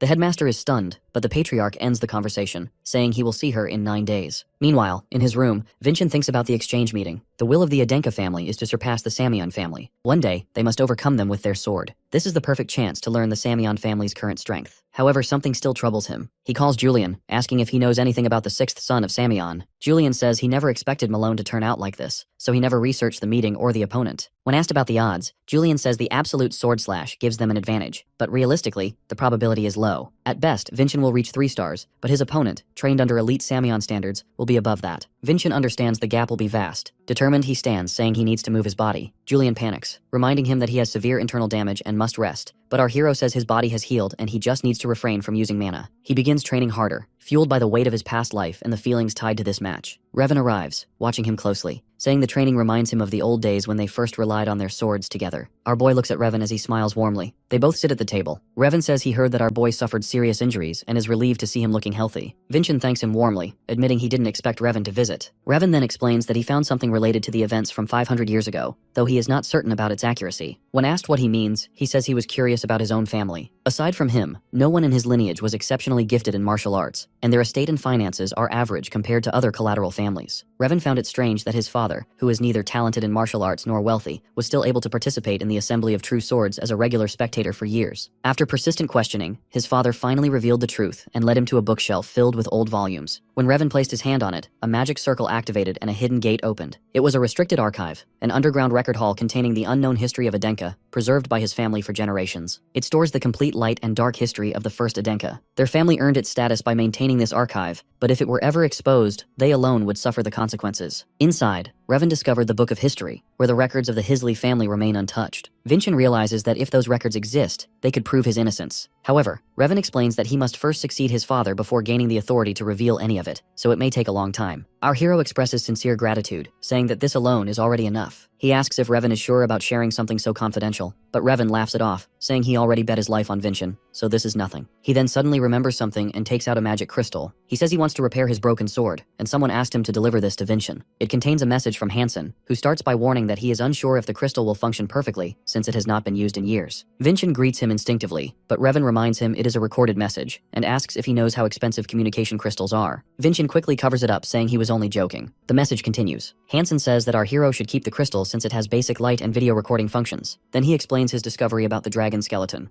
A perfect dragon skeleton sword cannot be reforged. He reminds him of the fire of the workshop from back then. When he began hammering the Crimson Lotus after transplanting the skeleton, an uncontrollable flame erupted. As Vincent already knows, the dragon skeleton absorbs the mana temperament of its user. Hansen possesses a divine blessing called the Unwavering Flame, which the Crimson Lotus must have absorbed, causing the explosion. Forging something of that level safely is nearly impossible. He admits he cannot create a sword greater than the Crimson Lotus in his current state. However, after experimenting with a small piece of the dragon skeleton, he learned that power absorbed by one section does not affect the remaining parts. If Vincent used the skeleton as material for a forging hammer instead, something extraordinary could be possible. But doing so would leave no material for the sword itself. He shares this only for reference, though the possibility is high. The recording ends. Our hero understands. If he can obtain more dragon skeleton, he can forge the perfect sword. Just then, Revan stands, saying he will return straight to the workshop since he left his sword there. If Vincent wants to send a message to Hansen, now is the time. Our protagonist asks him to tell Hansen to forge a hammer from the dragon skeleton, and that he will find the remaining pieces needed for the sword. Revan expected that response. They shake hands, and Revan tells him not to return on a stretcher again before leaving. In the hallway, Julian appears, asking what is going on with Revan and Hansen, calling it useless information. Vincent replies that possibilities matter. All that is left is to grow stronger and find a path forward, and everything begins with defeating the sixth son of Samion. He asks Julian if he knows any method to win. Julian sighs, saying Vincent always starts something and expects him to complete it. Right now, they could not beat Malone without possession, so how could they defeat someone even stronger? Our hero agrees, admitting that Malone's trait was extremely troublesome, with wide-range attacks and force strong enough to break through his body strengthening. Julian thinks that if they could obtain the blessing of the lightning giant, victory might be possible. It isn't impossible, since they saw the mana flow in Malone's memories. Vincent doubts they can awaken a trait through mere memory, but Julian interrupts, saying it would be impossible if it were human memory. But if it is the memory of a god, then it becomes possible. Our hero asks Julian if he really memorized the mana flow of the lightning giant. Julian confirms it, and Vincent decides to attempt obtaining the blessing immediately. But Julian stops him, explaining that this is exactly why he hadn't acted yet. Lightning-type mana is the most destructive of all elemental powers, and the lightning giant is the strongest among the elemental gods. If they attempt it now, Vincent's body will be destroyed before the blessing can take hold. They must first recover as much mana as possible before returning to the fortress. Julian sets strict rules, forbidding Vincent from using any techniques from 500 years ago, and warns that if he breaks even one rule, he won't teach him the lightning mana flow. Our hero finally agrees, vowing not to break the rules. 3 days later, they arrive at the Crimson Fortress. Several carriages travel forward, and inside one sit Headmaster Herka and Vincent. When Vincent asks if they were supposed to walk to the entrance due to security protocols, the headmaster admits that was a lie. The fortress cannot be kept concealed that way. It was only a formality for the welcoming ritual he already experienced. Vincent then remarks that there seem to be more carriages than before, prompting the headmaster to explain that he is receiving the engraving ceremony, leaving him stunned. Soon, they arrive at the mountain. In a large chamber, a long list carved into stone displays the names of past heroes. At that moment, the third direct descendant, Hannah Adenka, appears with 4 others lining up behind her. All rank cadets begin gathering. The 5th cadet, Abel Adenka, steps forward, followed by the rank 8 cadet, the 5th direct descendant's son, Danian Adenka. Vincent watches the direct descendants closely, seeing them all together for the first time. They are extraordinary, especially the first rank representative Hannah, whose intensity gives him chills. Selbira also joins the group as the 9th candidate. The atmosphere shifts as whispers spread about who will perform the engraving. Everyone fears the same answer, the Patriarch himself. Then, Patriarch Khan appears, and silence falls. He calls for Vincent, who steps forward, having never expected such an honor. But this is not a gift. He has earned it. The patriarch asks for Vincent's sword and declares that he will engrave using our hero's blade. With a single swing, the energy splits stone. Vincent realizes his father simply infused mana and moved effortlessly. All his children witness his true power as our boy's name is permanently carved into Crimson Mountain. The patriarch tells him never to forget his name, and Vincent nods in acknowledgement. Later, in the common hall, everyone excitedly discusses the ceremony, praising the patriarch and relieved that Vincent looks healthy. Selbira interrupts, asking where our boy is, wanting to throw a celebration. Sizen guesses that he must be in the training grounds. There, Vincent stands while Julian instructs him, telling him to position himself and sense 3 points. Before continuing, Julian suddenly starts crying, overwhelmed by the moment. He remembers being called worthless, yet Vincent still received the engraving. He asks how our hero remains unaffected. He answers calmly that they still have much to achieve, and they do not waste time crying or laughing over trivial things. He tells Julian to stop because they need the blessing of the lightning giant if they hope to meet the patriarch's expectations. Julian wipes his tears and resumes training. Our hero repeats the process several times until he can feel the flow clearly. Julian then reminds him to focus on forming a perfect triangle. The shape forms and light erupts. Julian wonders if they succeeded as a golden radiance fills the chamber, and a massive figure materializes before them. The lightning giant stands before their eyes. They have succeeded. Suddenly, Vincent screams as the energy floods through him. His eyes glow and his body becomes engulfed in lightning and power as he roars. Vincent roars in agony as the lightning energy rampages through his body, tearing him apart from the inside. The lightning god steps forward, observing the scene with interest, finding it amusing that a human has acquired divinity entirely through his own effort. He glances at Julian and remarks that there have always been fools like him throughout history. When Julian demands to know what happened to Vincent, the god explains that they summoned him by triggering the blessing, so our hero simply granted the power that was asked for, nothing more. Julian refuses to believe that a human could end up like this just from receiving the blessing, especially after they had completely restored Vincent's body. But the lightning god points at the exposed skeletal structure, explaining that Vincent's unique physique absorbed mana like a sponge, far more than any ordinary human body could withstand. Our hero's bones begin to glow violently as he continues to scream in agony. Witnessing it all, Julian panics, asking what they should do since Vincent will die at this rate. The god replies that the solution is simple: stop the mana flow. If they cut it off now, the ripening process will cease, but Vincent will never again receive another blessing. Julian is stunned while the god continues, telling them to choose: stop the flow and live without blessings, or endure the pain and live with divine power, or die in the attempt. Julian calls it insane and senseless. His words anger the lightning god, who reminds him that he himself triggered the summoning and is the one who absorbed more power than he deserved. He orders Julian to know his place, calling him an incomplete god. Julian realizes through tears that Vincent refuses to stop the flow, because he knows he will lose everything if he does. The lightning god tells our hero to control the raging energy inside him and contain it within his body if he wants to fully receive the blessing. Julian refuses to stand by while Vincent risks death. Despite his weak divine energy, he tries to protect our boy's heart. A purple circle forms around the heart for a moment, relieving him briefly, but it shatters almost immediately. The lightning is too strong. Julian tries to hold on, knowing that if the heart bursts, both of them are doomed. He begins to fade away, his body dissolving from the sheer strain of divine power. Terrified, he screams that he doesn't want to die and releases the power. Our hero collapses to the ground as Julian fully begins to disappear, crying out for help. At that moment, a figure rushes in, the priest, the healer who once saved Malone and had been dispatched from the fortress. Julian realizes his voice reached someone with holy power. The priest recognizes the young master and shouts his name. Even now, Vincent has not given up, and Julian refuses to either. He swears that he will overcome being called a good-for-nothing and will not lose here. Julian calls out to the priest, confirming that he can hear him, and identifying himself as Vincent's acquaintance god, insisting that our boy needs immediate healing. The priest cannot approach because the lightning surrounding Vincent is too dangerous. Julian promises to block the lightning while the priest heals. Julian puts everything he has into suppressing the lightning. Finally, the storm quiets, and the divine barrier holds long enough for the priest to begin the healing process. Meanwhile, in the pagoda office, Sari steps inside. When asked if she is prepared, she answers with resolve that she is ready to learn sorcery. Pagoda asks Sari if she remembers the sparks that burst out between Vincent and Malone when he saved her from the falling rocks. He explains that he sensed an incredibly strong mana within her body, something far beyond the current study of magic. Like young Master Vincent, the mana she carries lies outside the boundaries of modern understanding. Pagoda steps forward, warning her that learning magic will not be easy. He has never been gentle in teaching anyone, but Sari stands firm. Since young Master Vincent keeps growing and advancing further along a path where she can no longer follow, she refuses to remain someone who only patches up his wounds after battles. She does not want to live as someone helpless anymore. She wants the strength to stand beside him, even if she remains his servant. Pagoda smiles, acknowledging that Vincent has a loyal and worthy person beside him. However, because she is a servant, she must receive Vincent's permission before training. Before anything else can be said, lightning tears through the windows violently from outside. Pagoda rushes out. The ground is demolished and Vincent kneels at the center of a crater. When Pagoda asks what happened, Shevin tells them not to worry. Vincent is all good, and it looks like he has gained a massive opportunity. Soon after, as the situation settles, Sari steps forward and requests permission to begin her magic training immediately. Julian supports her, saying that having a servant personally instructed by Pagoda would bring great honor, and this is the right time. Vincent notices that Julian looks faded, though Julian insists he will recover with rest. Back inside, Sari kneels, promising that even if the path is difficult, she will help him in any way she can. Vincent accepts this, granting permission and asking Pagoda to take care of her. Pagoda, monitoring Malone's growth, recognizes that Vincent now possesses the power of the lightning giant. As our hero watches Pagoda assigning Sari her lesson plan, he realizes that she now has a teacher, while he has none. He still hasn't learned the swordsmanship left behind by Arslan for the Adenka. As Pagoda prepares to leave, our boy stops him, bringing up the upcoming friendly exchange meeting. He needs to devote everything to his training and asks who will be responsible for teaching him inside the fortress. Pagoda is surprised, asking if Vincent truly didn't know that he must find a teacher himself. Our hero is stunned. He thought the fortress was a training institute. Pagoda explains that the facilities and environment are exceptional, but above all, this place is a fortress. Elders from each family sponsor the candidate who may become a successor. Some martial artists may volunteer, but as a collateral descendant, he must secure a sponsor personally. Vincent fumbles, unable to answer. Pagoda wonders if they have chosen the wrong person. When our boy asks Julian, he admits that they have no elder on their side. No one will volunteer to sponsor someone branded a good-for-nothing. There is nothing he can do. With no options left, Vincent thinks of the only person he believes might help. Meanwhile, in Raelsa's office, Wilson arrives with Vincent's letter. When she asks what it is, he explains that it is addressed to the patriarch. She questions why he brought it to her instead of delivering it directly. Wilson admits he was afraid and asks her to deliver it. Later, Raelsa stands before the patriarch, who has already read the letter. She asks what is written, and he explains that Vincent needs a teacher. Realization hits her. She was so focused on enrolling him into the fortress that she overlooked such a critical matter. The patriarch also reveals that Vincent has acquired the lightning giant. He asks if Raelsa understands why Vincent sent the letter. To her, it is clear. He asked his father for help, because this is the only place he has left to turn. The patriarch remembers that Raelsa previously instructed his son, and orders her to go. But Raelsa refuses, explaining that she only taught using the swordsmanship of the ruined family, not the Adenkas. If she teaches him any longer, he will learn incorrect habits. The patriarch asks what he should do. Raelsa proposes someone appropriate, someone powerful that the patriarch knows well, a swordsman who uses the true swordsmanship of the Adenka, and a former possessor of the lightning giant once called the Thunder Giant. She asks that the patriarch use his authority to create a position within the fortress, so that this man may become Vincent's teacher. Hearing this, the patriarch recognizes that this solution must be chosen by the person himself. Raelsa tells him not to worry. The man is also his friend, and she will convince him. The candidate is the white captain of the White Sword Unit, Merlin. Meanwhile, near the doorways of the practice grounds, Merlin stands silently, staring at a training dummy. It reminds him of our boy, who trained there many months ago. He wonders how Vincent is doing now. Raelsa approaches, interrupting his thoughts and asking if he is heading out for another walk. Soon after, inside the room they sit. Merlin comments that Raelsa is always busy and doubts she has come simply to check up on him. Raelsa gets straight to the point, offering him a new position. When he asks where, she reveals that it is at a training institution within the Yellow Dragon unit. Merlin sighs, noting that the word sword is no longer even included in the unit name, and immediately refuses. Raelsa explains there is someone she wants him to teach. When he asks who, she mentions Vincent living in the Crimson Fortress. Merlin freezes as Raelsa admits that the elders wouldn't even look at him, that he is young. His chances of becoming a potential patriarch are extremely low. It is nearly impossible to find anyone willing to sponsor him. Yet Merlin still refuses. However, when Raelsa mentions that our boy has acquired the blessing of the lightning giant, Merlin finally shows interest. Even so, he argues that there are too many reasons to reject the offer. He is constantly pushed around to different positions because the elders dislike him, and now Raelsa wants him to teach someone who has not been accepted by them either. Raelsa proposes a bet. She explains that young Master Vincent is set to duel young Master Samion soon. If our hero wins, Merlin must become his teacher. A few days pass. Friendly exchange meeting day 7. Inside the fortress training ground, Vincent trains endlessly. Exhausted but determined, he pushes himself further, deciding that he must truly make the lightning giant's power his own. Lightning erupts around him as he roars. He thinks it is still not enough to merely wrap lightning around his sword. He must refine it into a controlled ray like Malone once did. He increases the output, but the flow spirals out of control. Julian sighs, noting that Vincent still cannot control it. Our hero admits he can feel the lightning saturating every corner of his body, but that only makes control harder. Julian wonders how Malone managed to carry so much of this power. At this scale, it can no longer be called microcurrent boost. It is returning to the pure level of microcurrent, a performance far beyond what their training should allow. Vincent interrupts, reminding Julian that he worked extremely hard to acquire it, tears and all. Julian realizes our boy heard everything and becomes embarrassed, asking him to forget it. Vincent tells him not to be embarrassed and asks about Raelsa's reply. In the letter, Raelsa apologizes. Due to the current situation, they will not be able to obtain a teacher before the friendly exchange meeting. The first reason is the intended teacher's refusal, and the second is the elders' interference. The elders do not want a disruption to the existing structure among the descendants. They exist to keep the patriarch's power in check, so not even the patriarch can enforce this matter. She wishes she could help directly, but she cannot abandon her responsibilities as the Grand Chamberlain. Vincent declares that this year's friendly exchange meeting will be won by his own strength alone. He asks Julian to utilize absolute sword slash and any other abilities without restraint. Julian agrees and suggests another method. Vincent can use Samion's swordsmanship just as he once did at Hansen's workshop. Our hero can execute it, but if he uses it in public, the consequences will be severe. The Samion clan will drag him back to Mother. Unable to use the swordsmanship of his past life, Vincent grows frustrated. A skill from his past life gives him another idea, using someone else's technique. He wonders whether it is possible with his current body. Meanwhile, at the main castle of the Samion Archduchy, a blue-eyed tiger is chained and roaring. A guy stands before it, acknowledging the beast as the Forced Mountain, the monster that even Adenka has to kill when entering the Crimson Fortress. Just then, the elder of the Samyon family, Julian Samyon, enters. He reports that the opponent for the friendly exchange meeting has been chosen again. It is the seventh son, once known as a good-for-nothing. He is a direct descendant who has recently shown strange accomplishments and is rising quickly among the ranks. To the Samyons, the friendly exchange meeting is an event that brings more harm than good. If the guy wins, nothing changes. But if he loses, the humiliation will be unbearable. What people crave is a dramatic victory of an underdog rising to glory. When asked what he intends to do, the man states that he will absolutely crush Vinchin. Just then, the white-eyed tiger releases from its chains, but the guy cuts it down as it leaps. He vows to show the world that such touching stories do not exist. The man is the sixth son of the direct line, Jagan Samyon. Celebra rushes down the hallway, clutching a crystal tightly, wondering if Vinchin would genuinely appreciate the gift. She opens the gate and calls his name, but an overwhelming surge of light and energy bursts out, forcing her a step back. Our boy stands in the center, holding a sword that looks enormous. Celebra is stunned for a moment, whispering to herself the skill name, realizing that he is wielding a sword that doesn't look like Crimson Lotus. Vinchin sets the sword aside and greets her. She fumbles nervously, then reveals the crystal with overflowing excitement, announcing that she has brought him a gift. He barely reacts and simply asks if it is an enchanted crystal, but Celebra says that what is inside matters more. It contains the spar of the sixth son of Samyon Kagan. A bright smile forms on our boy's face as he thanks her and takes it. She blushes, warning him to be careful, since it's a bit cruel. He activates the crystal. A projection of the fight appears, and he is fascinated once again by the technology of this era. But as he watches, his expression hardens. He predicts Kagan's movement, the left foot forward to fake a lower body strike, forcing the opponent to defend, followed by a hidden heavy blow to shatter the sword. In the projection, the opponent admits defeat, yet Kagan continues beating his face ruthlessly. Rage rises in Vinchin as he wonders why he is exactly like Kajin. Looks might be a coincidence, but the technique, the habits, every motion mirror Kajin from the past. Determined, he decides he must meet Kagan Samyon. Elsewhere, the clock figures gather. The mage captain, Alberto, slams his hand on the table, silencing the room and welcoming all mages for the discussion of the friendly exchange meeting. Pagoda and the others are present. Alberto explains that the event has 3 stages: the treasure hunt to recover ancient Dongyeon chests, the subjugation stage facing captured monsters, and finally the spar, considered the blossom of the meeting. The mages are responsible for the treasure hunt, and he asks them to decide the type of beast they will create. Pagoda speaks first, proposing level 8 reptiles or demons, believing it appropriate for 3-star martial artists. But the associate of the 6th magic tower interrupts, suggesting the level 8 giant beast, Fracture. Pagoda immediately objects, arguing that giants are fit for 4th or 5th stars and would be unfair. The 6th tower dismisses him, saying that if this is the first exchange in 1,000 years, something exciting is necessary, and reminds him that both sides bear equal responsibility. Pagoda erupts, accusing them of wanting to make the 6th young master shine, but the 6th tower fires back, calling his reasoning pathetic. They argue, exchanging cruel words. The captain steps in sharply, reminding them that the ones sparring are the young masters, not them, and proposes a vote. Every hand rises for the giant beast, leaving Pagoda fuming and believing that they all are Samyon's dogs. With the majority decided, Alberto announces that they will prepare the illusionary giant beast, Paractus, even though he also knows very well that they are all dogs of Samyon. Day 1 of the friendly exchange meeting begins. Headmaster Herka sits at her desk writing documents related to the guest list for the Samyons. Pagoda stands nearby, levitating stacks of books with magic and guiding her on what belongs where. Herka looks exhausted, complaining about the insane workload and regretting her decision to become headmaster of the fortress. Pagoda tries to motivate her and continues helping. She then asks about the preparations for the first stage, expecting Pagoda to be the one handling the illusion. Pagoda sighs heavily, asking her not to bring it up. He mentions that the mages who are not from the fortress, including the mage captain, were bought out by the Samyons. Herka now understands why he has been in such a bad mood. Pagoda continues, explaining that because the 6th magic tower is built on their territory, they have been able to influence the mage association without restraint. Herka stretches her arms, calling them archdemons, but Pagoda simply says that it will be fine if Vinchin wins the remaining stages. Herka is surprised, asking if he truly believes Vinchin will win. He quickly tries to cover it, saying it is simply more beneficial for them if Adenka wins. She reminds him he once said the probability of the young master winning was less than 10%. She wraps an arm around his neck jokingly, teasing him that he seems infatuated with Vinchin, even offering sponsorship, and wonders if he is trying to make her sister jealous. Pagoda stiffens, confused, asking who her sister is. He then abruptly excuses himself, telling her to finish the work rather than fool around since the exchange begins tomorrow. He slams the door as he leaves. Meanwhile, Herka watches silently, admitting under her breath that he was being serious. The day arrives, and Vinchin and the others enter the arena. The audience whispers that the Adenka were already disadvantaged, and now things appear even worse. Our hero, however, is focused entirely on Kagan, whose behavior mirrors Kajin so perfectly it unsettles him. A loud cheer erupts as Kagan appears, greeting the Crimson Fortress with effortless charm. He steps forward and reaches out for a handshake. The moment their hands meet, the audience captures the scene eagerly. Kagan introduces himself brightly, and Vinchin introduces himself in return. The opponent smiles warmly, saying he feels good making new friends of the same age. Our hero agrees outwardly, though inside he feels only discomfort, because nothing about Kagan outwardly seems wrong, yet his smile feels unbearably unpleasant. Just then, Kagan wishes that Vinchin proves himself with his strength, calling him friend. Herka and Pagoda exchange looks, He wants Vincent to prove himself, clearly assuming the Adenka are beneath them, while our hero responds that he also hopes Kagan proves his talent. Herka and Pagoda flinch, unsure if Vincent truly thinks that he can win. The crowd erupts, cheering the opening of the event. On stage, Headmaster Herka steps forward holding a crystal, declaring the official commencement of the friendly exchange meeting. The first stage is the treasure hunt. The two competitors will enter an enchanted space and retrieve a chest identical to the one she holds. Inside the space, they will face a monster created through sorcery. The giant illusionary beast Fractor will guard the treasure. Spectators murmur in shock. Clearly, this year's difficulty is brutal. Another announcement echoes. Each participant may choose 2 rank 9 candidates to accompany them. Since the Adenka lost in the previous year, they will select first. Herka bows slightly, expecting Vincent to choose Selbira. But before she can say anything, Vincent calmly announces 2 names, Sizin and Harmon. The crowd erupts in confusion. The rank boards light up, confirming that both have the lowest grades among rank 9s. Sizin and Harmon tremble where they stand, terrified. The crowd bursts into laughter, mocking the choice. People shout that they already look weak and useless, while others speculate that maybe there is something special about them if Vincent selected them. Headmaster Herka bows her head, confirming Vincent's decision and asking if he is truly certain. She warns him that she hopes he isn't using them as an excuse for failure, saying she would be disappointed if that were the case. Vincent calmly refuses the idea. The first reason he chose Sizin and Harmon is because he refuses to give any excuse to young Master Kagan. The second reason is that although the two are distant relatives, they still carry the blood of the Adenka family. In the past, he had spoken with Selbira about this. They may come from collateral branches, but to defeat the Samians, it is fitting to fight with the blood of Patriarch Arslan. Selbira is hurt, since she expected him to choose her first. Vincent stands, respecting her dedication and the battle they endured alongside Malone, encouraging her to do her best in the exchange meeting as well. When she asks what that means if she is not part of his team, Vincent explains simply that this is to provoke Kagan. Kagan must turn that provocation into pride and strike him down without mercy. In that situation, he will be perfect. On the opposite side, Kagan selects his representative and vice representative, declaring in front of everyone that he will teach Vincent the result of arrogance. Our boy is aware that the stage has already been prepared for the Samians, and wonders what exactly Kagan intends to show. Pagoda watches from the audience and shows confident trust in our boy. He then steps toward the 6th Tower mages, who are already pale, questioning why Vincent gave up the representative. Pagoda comments sharply that he must be eager to start the first stage. The mages activate glowing magic circles and the match begins. Selbira, standing behind Kagan's team, still looks upset. Soon after, inside the portal, Sizin is already trembling. He pulls out a luminous crystal, asking if they should use it, and they activate it, illuminating the dark cavern. On the other side, Selbira asks Kagan if he needs light, but he replies casually that it isn't necessary, and asks the two behind him to stay back. The words sting Selbira. He is clearly telling them not to interfere, assuming he will handle everything alone. Back in the arena, both groups' footage is projected for the crowd. People complain that nothing is happening and call it boring since no giants have appeared yet. Pagoda and Herka stand watching, noting that Vincent clearly does not see his teammates as sacrifices. Inside the cave, Harmon doubts whether they can really help Vincent. Our hero smiles, reminding them they are capable martial artists who overcame their own fears. At that moment, a blinding red light erupts, blasting them backward. As the smoke clears, a massive Fractor emerges, smashing its weapon down and shaking the ground. Sizin and Harmon panic, overwhelmed by its size and questioning if anything will go according to plan. They look around and realize Vincent is nowhere to be seen, assuming he was crushed. But his voice cuts through the dust as he leaps from above, slicing down with full force. The giant collapses in a thunderous fall. Vincent orders them to follow the plan. Sizin and Harmon pull out large drums, striking them loudly while sprinting around the fallen giant. With terrible eyesight, the creature reacts instinctively to the sound, following them. They shout for Vincent to find the chest. He watches them and calls them brave, then turns deeper into the cavern. In the arena, Herka and Pagoda stare in shock, thinking that what our hero is doing is called a treasure hunt, but demonstrating martial ability is the core purpose. The 6th Tower mage laughs, mocking Vincent for misunderstanding the true objective. Meanwhile, back inside the cave, Vincent reaches the treasure chest at last, but the ground shakes violently. A second Fractor erupts, slamming him against the rock wall. The realization strikes. There was more than one. The giant charges again, attempting to crush Vincent, but he narrowly escapes. For the plan to work, he must save at least one strike for the absolute sword slash. Having 2 giants instead of 1 makes the situation much more difficult. The giant lunges from the side, trying to snatch him mid-air. Vincent realizes that this one is faster than the first, and is reacting to the speed of Frostwalk. Meanwhile, Pagoda watches in disbelief, shouting in outrage, unable to understand how another monster could be there. Standing behind him, the 6th Tower mage casually calls it a mistake. Furious, Pagoda grabs him by the collar, demanding to know why they are playing such dirty tricks. Headmaster Herka intervenes just in time, warning him to stop before they create chaos in front of the entire audience. She understands his anger, but causing a scene will accomplish nothing. The 6th Tower mage smirks, claiming Herka is calm unlike the rumors. Herka's expression turns cold as she orders him to stay behind once the event is over. Meanwhile, Kagan effortlessly dismantles his opponent. As the giant collapses, he stands there in disappointment, complaining that he was expecting more from the monsters called a giant. Just then, another giant charges from behind, forcing Selbira to warn him. Kagan responds instantly, slicing its hand into pieces. He dashes up the arm and cuts through its face, dropping it in an instant. Selbira watches silently, admitting to herself that Kagan is undeniably strong. Even if anyone else had been on his team, the result would have remained unchanged. While Kagan taunts the fallen giant, asking it to stand again so he can demonstrate more techniques. On the other side, Vincian's team is falling apart under pressure. Our hero struggles while Julian trembles, convinced the plan has failed. Vincian calms him, insisting they must form a new plan. Julian suggests using the absolute sword slash, hurting both giants together and cutting them at once. Vincian rejects it at first, knowing the giants are too large, and he'd lose sight of the second target mid-strike. But then realization strikes. He must defeat both giants with a single slash, and to do that, he needs a clear focal target. That thought leads him to Julian. Elsewhere, their other two teammates are cornered by the second giant, trapped with nowhere to escape, terrified and calling out for Vincian. Just when they believe they are crushed, our hero shows up with the treasure chest in hand. He shouts that the plan has changed, and it will arrive soon. The two teammates stare in disbelief as another giant emerges in front of them. Both giants roar and begin sprinting directly toward his group.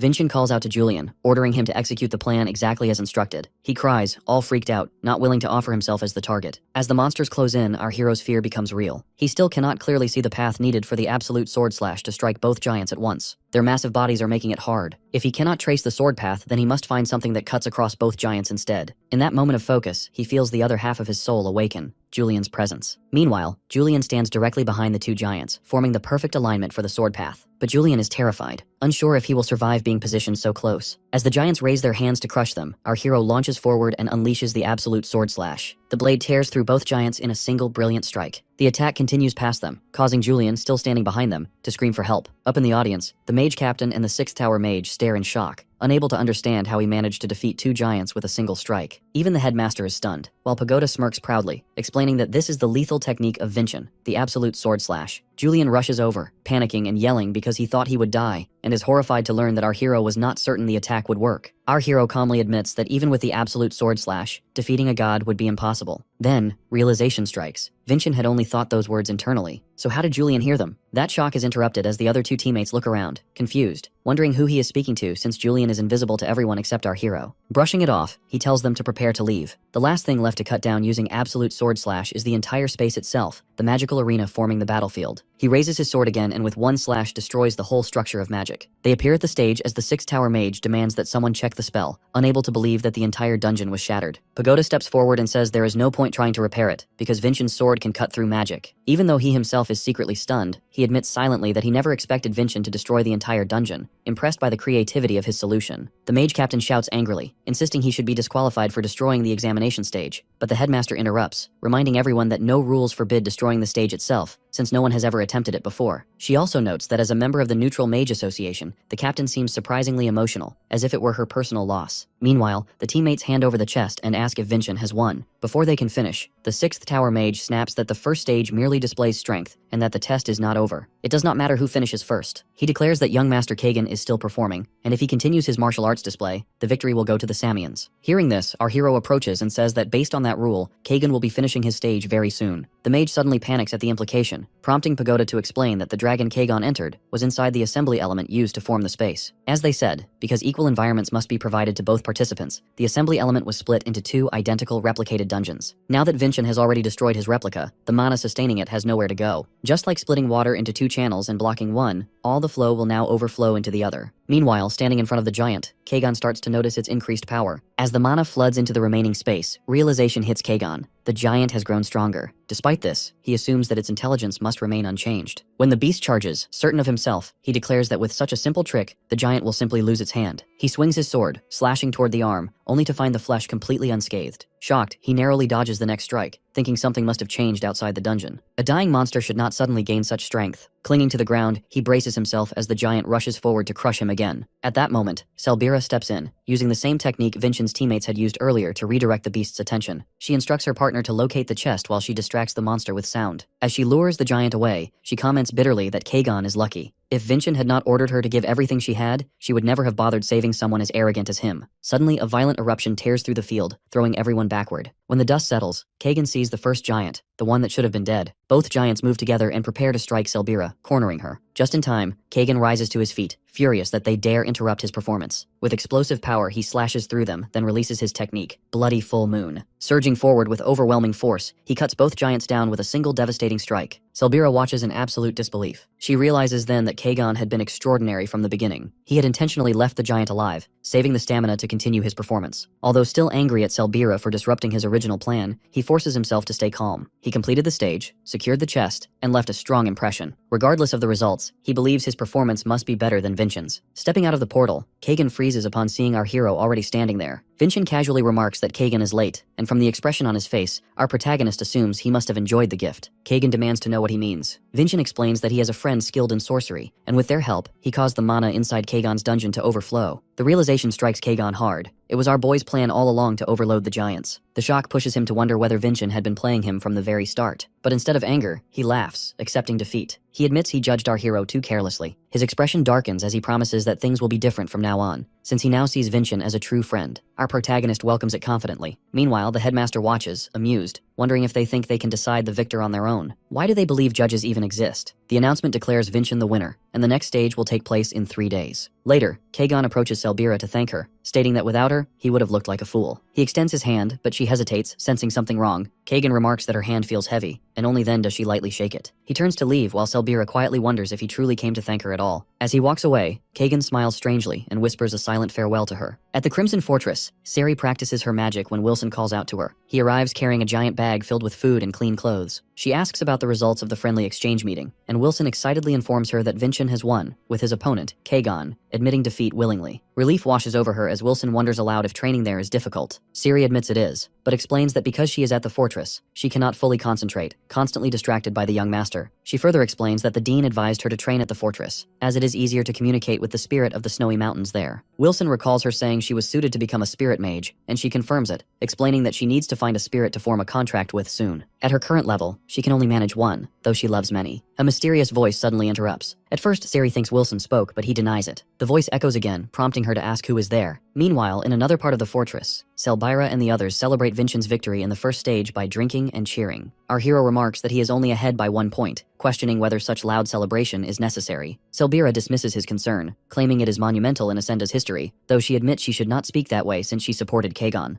Vincian rejects that idea, insisting she was the crucial factor in his victory. When asked why, he explains that Selbira played a significant role in Kagon's performance. He and Kagon may be equals in martial arts, but her support made Kagon stronger. Even if Kagon had refused to acknowledge the result, once evolution was complete, the odds would have shifted in Vincian's favor. Selbira is stunned, realizing our boy had planned much further ahead. She promises to help him again if the opportunity arises, since she is the candidate representative. Vincian expresses trust in her, but as their hands touch, he senses something. He sees the Samian chain seal burned into her hand, and immediately asks when and how it appeared, questioning whether she had physical contact with Samians. Selbira nervously admits she shook hands with Kagon when he thanked her for helping him. The realization hits, and our protagonist curses Kagon under his breath. Julian asks about the symbol, and Vincian explains that it is the chain seal, more specifically a curse that gradually suffocates a victim's mana and leads to a slow death. Our hero holds Selbira's hand tightly while the others stare at them oddly. Julian asks if the curse can be undone, prompting him to explain that first, they must identify what type of seal it is, as each requires a different release method. He then announces that training will begin at dawn every day. Selbira blushes nervously but agrees. At dawn, Vincian stands in the forest, analyzing the seal. If Kagon placed it so boldly, he must be confident no one will discover it. Since the existence of the chain seal has been forgotten, just like the absolute sword slash and magic body, no one recognizes it. Julian advises keeping the matter secret while Vincian rages inside, refusing to forgive Kagon for using black magic on someone unrelated to the match. Just then, Selbira arrives in a different, beautiful outfit, her hair down as she shyly asks how she looks. Julian stares in awe while Vincian fumbles awkwardly, asking why she dressed up like that for training. Julian mutters that she clearly likes him, wondering if our boy was single for too long in his past life. Vincian fires back, asking why he's provoking him. He privately thinks she is too young. He was 29 5 years ago, and she is 14. The gap is too large to consider her feelings seriously. Selbira snaps back to focus, reminding him they are here to train. They stand in silence, meditating, as Vincian instructs her to constantly observe the mana flow and notify him of anything unusual. She asks if she should feel something during meditation. Our protagonist simply tells her to continue and silently studies the disrupted mana flow. If she cannot sense it, then martial arts must have lost much more than imagined since the era of true theory. Julian asks if Vincian can undo the seal as our hero realizes he cannot. It is far stronger than expected. When he finally stops trying, Julian panics, asking what they will do now. Vincian explains that to undo a chain seal, an offering must be retrieved.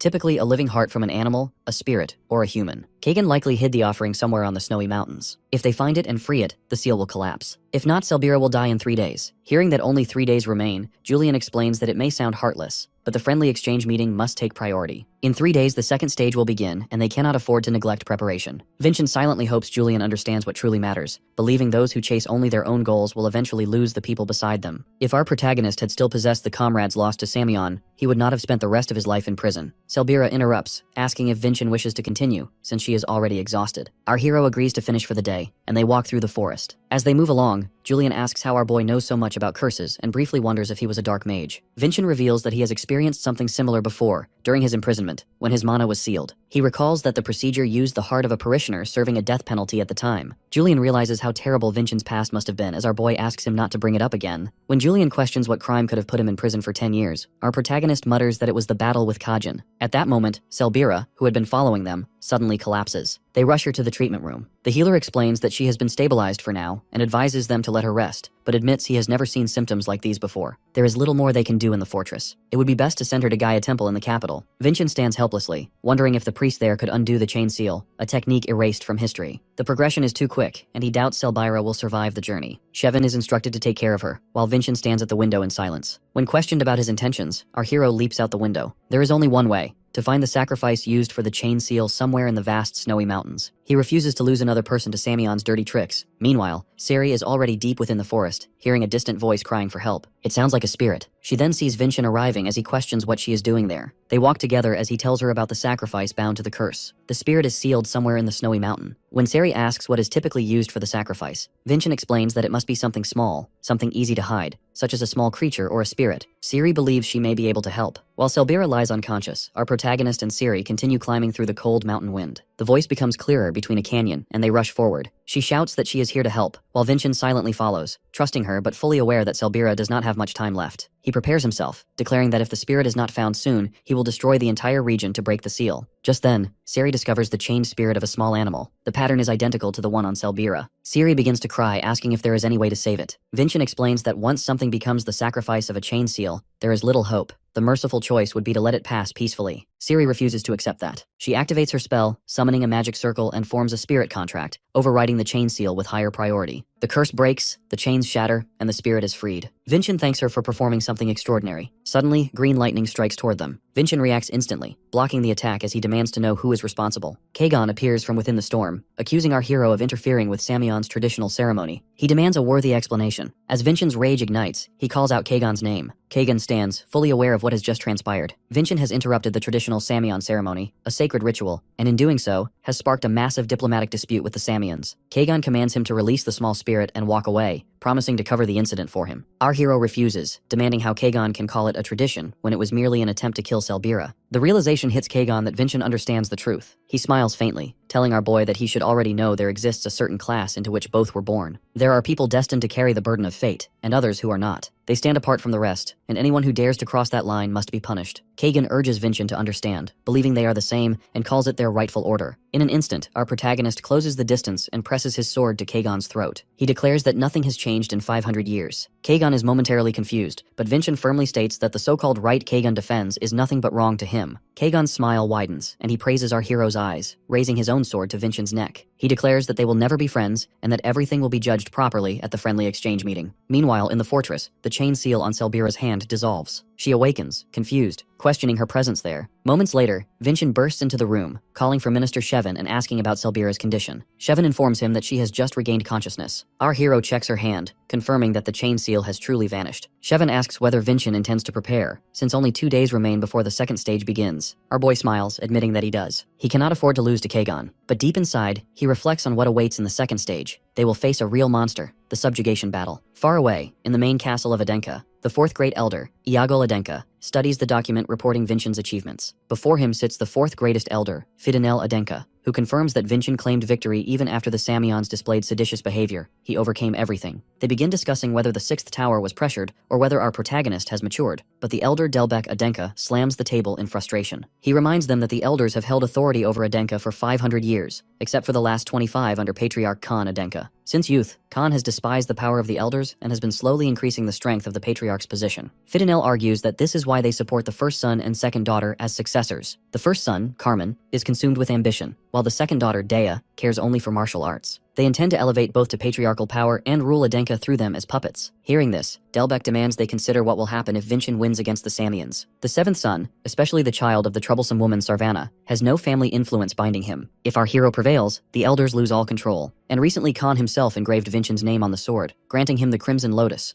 the same blade Khan carried in his youth. Delbecq claims that Khan is using our protagonist to point his sword directly at the elders. Silence spreads across the hall as he declares that they cannot allow Vinchin to achieve any more accomplishments. When the others ask what he intends, Elder Tilavan suggests sending a letter to the Samians. Its contents will declare that Adenka will overlook the unlawful actions of the Samians in the first stage, but the second stage must proceed entirely under the authority of Adenka. 2 days later, the second stage of the friendly exchange meeting finally begins. Headmaster Herka steps forward and announces that the second stage is the subjugation battle, and there is only one rule: destroy the monster before you in the shortest time possible. Their opponent in this round is the Lizard Man, a monster infamous for crafting long spears from animal bones and wielding devastating power. Kagon is the first to step into the arena. The Lizard Man roars, slamming its crafted weapon into the ground as smoke erupts across the battlefield. But before the dust settles, Kagan has already vanished from sight. Pagoda watches with widened eyes, unable to track his speed. Above them, Kagan descends like a streak of lightning and slices through the monster cleanly. Pagoda announces the result: 14.86 seconds. Kagan has established a new record, surpassing Lady Dea's 22nd achievement. The entire stadium erupts with praise for Kagan and the Samions. At that moment, Kagan turns his gaze toward Vinchin, silently declaring that this is what happens when he gets serious, and that there will be no disgraceful repeat of the first stage. The next thing his sword will cut, he implies, is Vinchin. Soon after, as they enter the stage, Julian anxiously asks how they could possibly beat that record, but our hero steps forward confidently, believing that when it comes to speed, they simply will not lose. He approaches the cage holding the monster, immediately noticing something is off. This lizardman's eyes are bloodshot and wild. Meanwhile, back in Adenka Castle, Fidenel questions Tilavan's actions as they drink tea. She presses for the truth, and Tilavan admits that he interfered. He explains that he did nothing to weaken the monster.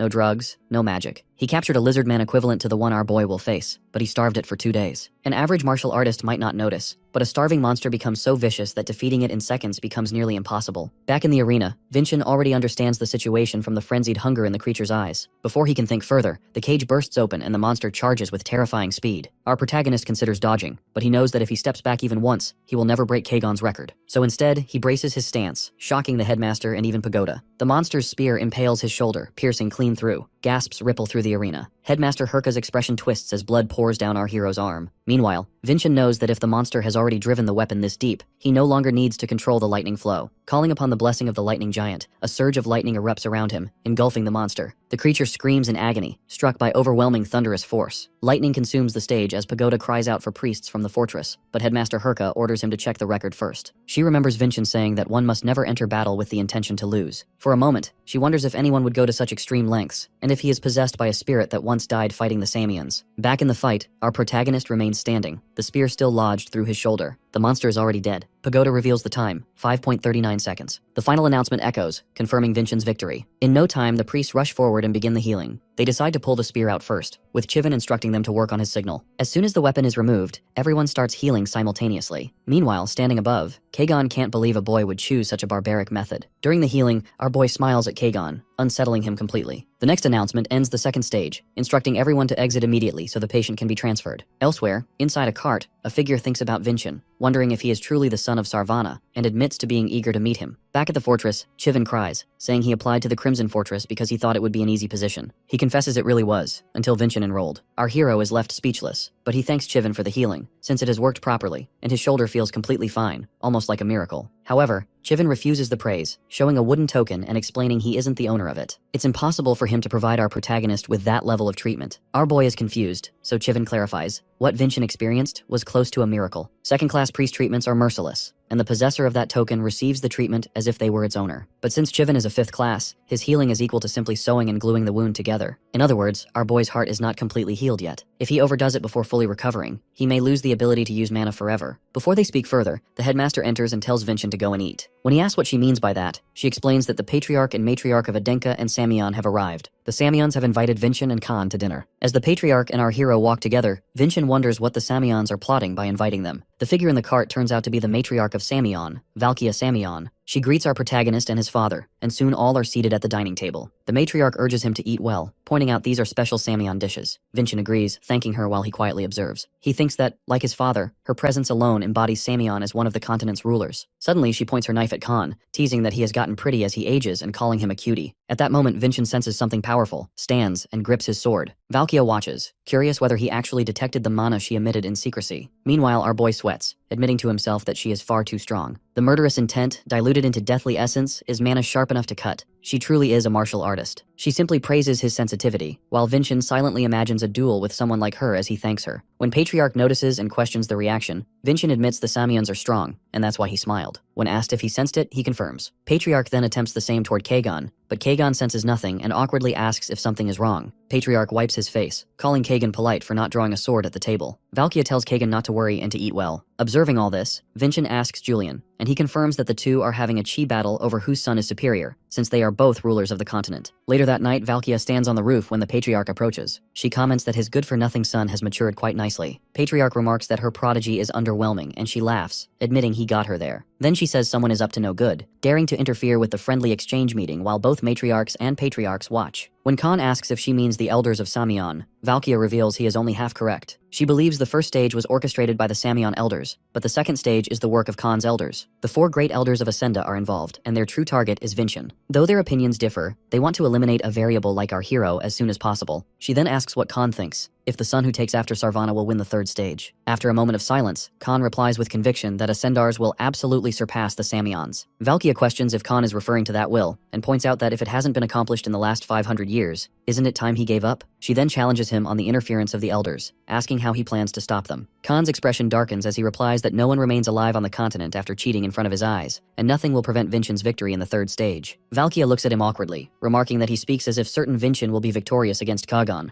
unless there are unexpected events. Khan simply responds that his son has promised to return victorious. The day of the third stage arrives. The announcer declares that Adenka winning both the first and second stages is unbelievable, but the real battle is the third stage, where actual sparring will take place. The Samions will try to win at all costs, since their pride has been wounded. The question rises, will the Adenkas gain another victory after Lady Dea? The audience watches as the Patriarch and Matriarch Valkia sit together. On stage, the headmaster announces that the final stage of the friendly exchange meeting, the long-awaited duel, is about to begin, as our hero Vincent and Kagan stand facing each other. Julian reminds Vincent of his current condition, while our boy says he's fully aware. His damaged heart allows him only one use of the absolute sword slash. He needs to finish the match with that single strike. He decides to start with the lightning giant to test Kagan. As Vincent slashes, intense lightning energy roars toward Kagan, who recognizes it instantly as the lightning giant. With little effort, Kagan reflects the lightning aside, leaving Vincent in disbelief. Kagan questions if that was just a test and declares he will have to burn Vincent to ashes to be satisfied. Our protagonist sees the burning mana of a dark crimson shade and cannot forget the Samion's hidden mana technique, the very one that caused his final loss in a past life. The mana uses life force to burn brightly, Crimson Empire's might. Seeing Vincent's expression, Kagan realizes he understands everything. The opponent charges forward, wondering if our boy will be able to block. While Vincent focuses as Kagan rushes in, he decides to use body strengthening and Crimson Lotus to defend, but ends up getting hurt due to Kagan's speed. He thinks that Crimson Emperor's might isn't supposed to have such overwhelming power, and silently admits that Kagan's accomplishment has already surpassed young Kajin's abilities. In no time, the enemy charges again, but this time Vincent blocks. As they clash, Kagan asks where that confident, cocky expression from the first and second stages has gone, and why he isn't acting as if he can defeat him now. Blood drips from Kagan's mouth as he declares he will never let Vincent wield another sword again. Their blades collide, causing an intense explosion as Khan and Valkia watch. The battlefield shakes while our hero thinks that Crimson Empire's might is weak in extended battles, but if he times it right, he can turn things around. Through the smoke, Kagan emerges, declaring he won't give our boy any openings. He uses his Scareat Song Metal technique, New Moon Flash, and rushes forward with immense force. The ground splits apart and smoke fills the arena. Kagan laughs, convinced Vincent has been crushed, claiming this is the price of challenging the Samions. Yet our protagonist stands unharmed, asking if that is all Kagan has, then raises his sword and uses Ameloon swordsmanship, creating a swift, massive sword defense. 500 years ago, Kajin disarms his opponent and beats him badly, dismissing it all as boring. He sneers that even with both arms, the man is still a loser, worse than a one-armed swordsman, and tells him to give up swordsmanship while he still can. Our hero, who was Davin at that time, sits behind the scene, witnessing everything. Just then, a figure approaches from behind, questioning why Kajin continues to beat his opponents, even after victory is already certain. Our boy turns back, recognizing the figure as a Miluan. It's the martial artist studying under the Samions, named Falcon Emelian. Our protagonist met him at the Samion battleground, where both of them had been used as puppets to showcase Kajin's abilities. Falcon asks if he meant what he said last time about defeating Kajin, someone whose very existence seems like a cheat. Our hero calls it a foolish dream, but Falcon refuses to agree, believing that he is the only one who could truly challenge Kajin. Falcon Ameloon is an exceptional martial artist, a loyal friend who never disgraces Davin's dream and always cheers him on. However, he becomes too strong, too quickly, and ends up as a pawn of the Samions when he reaches that level of power. Falling into a trap set by the Samion elders, he dies, but leaves his swordsmanship to our boy.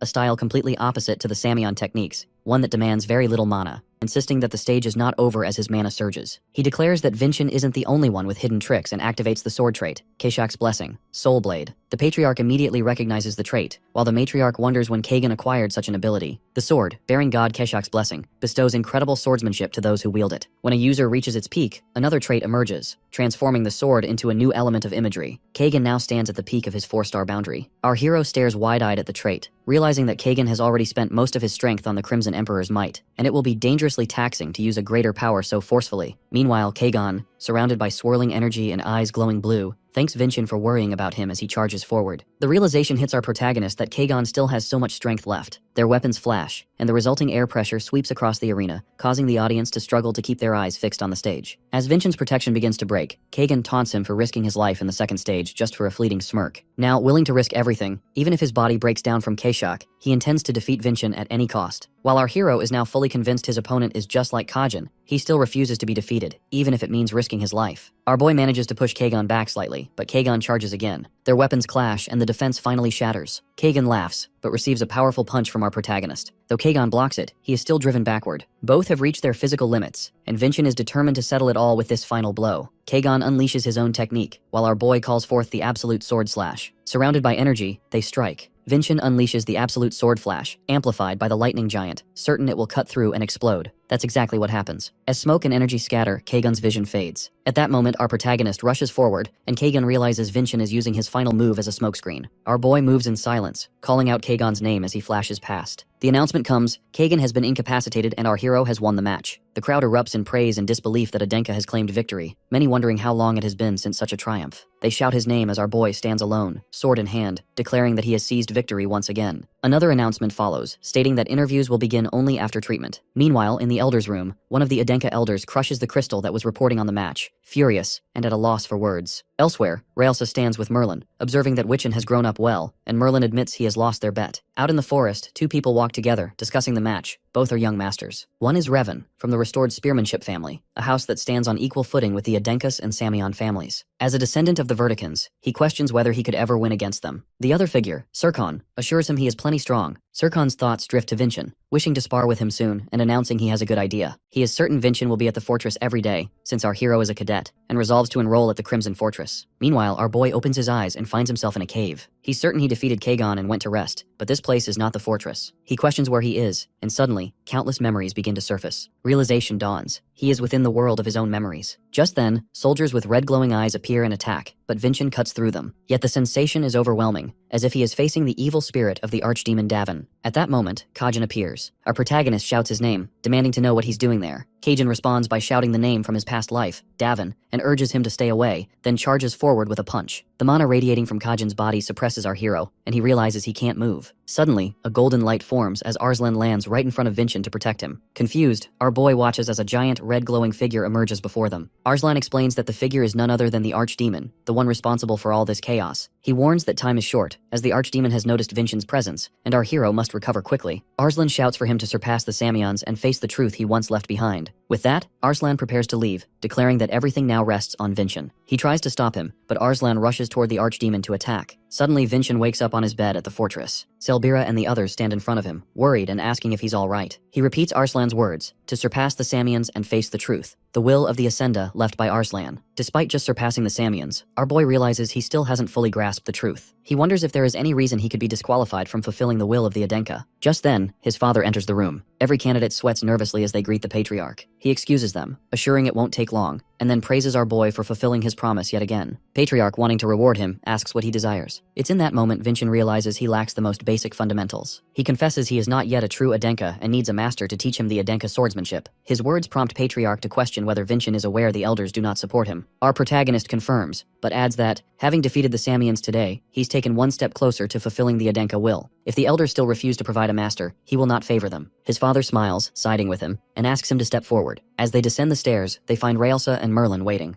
He greets them both. Merlin realizes that long ago our boy promised to remember his name, and he truly does. Raelsa introduces Merlin as an 8-starred martial artist and the current holder of the Lightning Giant, recommending him to be Vincian's master. Merlin formally introduces himself as Merlin Falker, currently serving with the Yellow Dragon unit. Our boy reacts sharply to the surname, immediately recognizing it as Arslan's original name. Meanwhile, in the Samion's main castle, Kagon sits before his mother. She questions if he understands the reason for his defeat, pointing out that Vincian's attack caused him to lose his composure and become overly emotional. She notes that Kagon has now engraved a mark of shame on his arm. Kneeling, Kagan apologizes, but his mother says he will learn much from this loss. Though if he repeats the mistake, she will personally cut through his muscles. He smiles and agrees. Yet, as he lowers his head, he glares silently, acknowledging his anger over the loss, but reminds himself to stay calm in front of her. Beside him, dark energy manifests, whispering for one-armed Davin. Merlin asks if our hero has any problem with his last name. Vincian just smiles and asks if Merlin is someone with more authority than he realized. At that moment, Raelsa steps in, explaining that the Falkers are one of the older martial families who have served the Adenkas for generations, neither high nor low in status. Her explanation makes our boy wonder, if the Falkers changed their name to Ascenda, why do they still exist? Raelsa continues, adding that since Merlin has completed his registration at the fortress, he will be able to act as young master starting tomorrow. Standing beside her, Merlin adds that next time he sees Vincian, he'll have to treat him as a pupil and apologizes in advance for any rudeness. Patriarch, watching from behind, tells his son to devote himself further, and our hero agrees. Silently, the Patriarch thinks his boy must do so, as he cannot predict what the elders will attempt next. Meanwhile, all the elders gather again. One shouts about how our hero won the match, and now they have no way to interfere in his growth. They turn to Tilavan, demanding to know how he will take responsibility for the situation. Tilavan responds that nothing can be done now, and Vincian's growth has surpassed their expectations. The elders react sharply, and Fidenel points out that Tilavan promised to handle everything himself. Tilavan realizes the other elders are trying to use this chance to get rid of him, so he is forced to say that they will come up with a solution. Elsewhere, the 6th Tower Mage and the captain lie dead, killed by Matriarch Valkia. She questions Elder Holyman about why he hired these mages. Afraid, he confesses that he only wanted a complete victory for the Samians. She slams her foot on the wall, asking if they truly achieved victory, and admits she despises politics and trickery, believing it does not suit a martial artist. Silently, Valkia acknowledges that she could never match Khan head-to-head. She declares that the Samians were never associated with the Magic Tower or the Association, and that she will act for the honor of her family. However, she cannot oppose the great Samian elders directly, so she advises Holyman to stay quiet, remain at home, and start gardening. Elder Holyman agrees and leaves. Outside, he finds a crystal stone. When he touches it, Tilavan appears from the other side. Hearing the voice, Holyman panics and questions him about interference with the 2nd and 3rd stages. Tilavan replies that with Khan and Valkia present, they couldn't do anything, and Vincian also exceeded all their expectations. Holyman calls it an excuse, warning that if things continue, they will not be able to avoid the consequences for trying to stop our hero. He concludes that the elders themselves will become the problem, a nuisance in the eyes of others, and insists they need a plan to eliminate Vincian as soon as possible. Meanwhile, our boy lies on his bed when his eyes suddenly snap open. Someone is about to attack. He dodges just in time, demanding to know who it is. The figure is Merlin, testing Vincian's senses. Our hero recognizes him, and Merlin states that it is past midnight. From now on, he is to be regarded as Vincian's master. Merlin comments that while our boy's senses are sharp, his observational skills are lacking,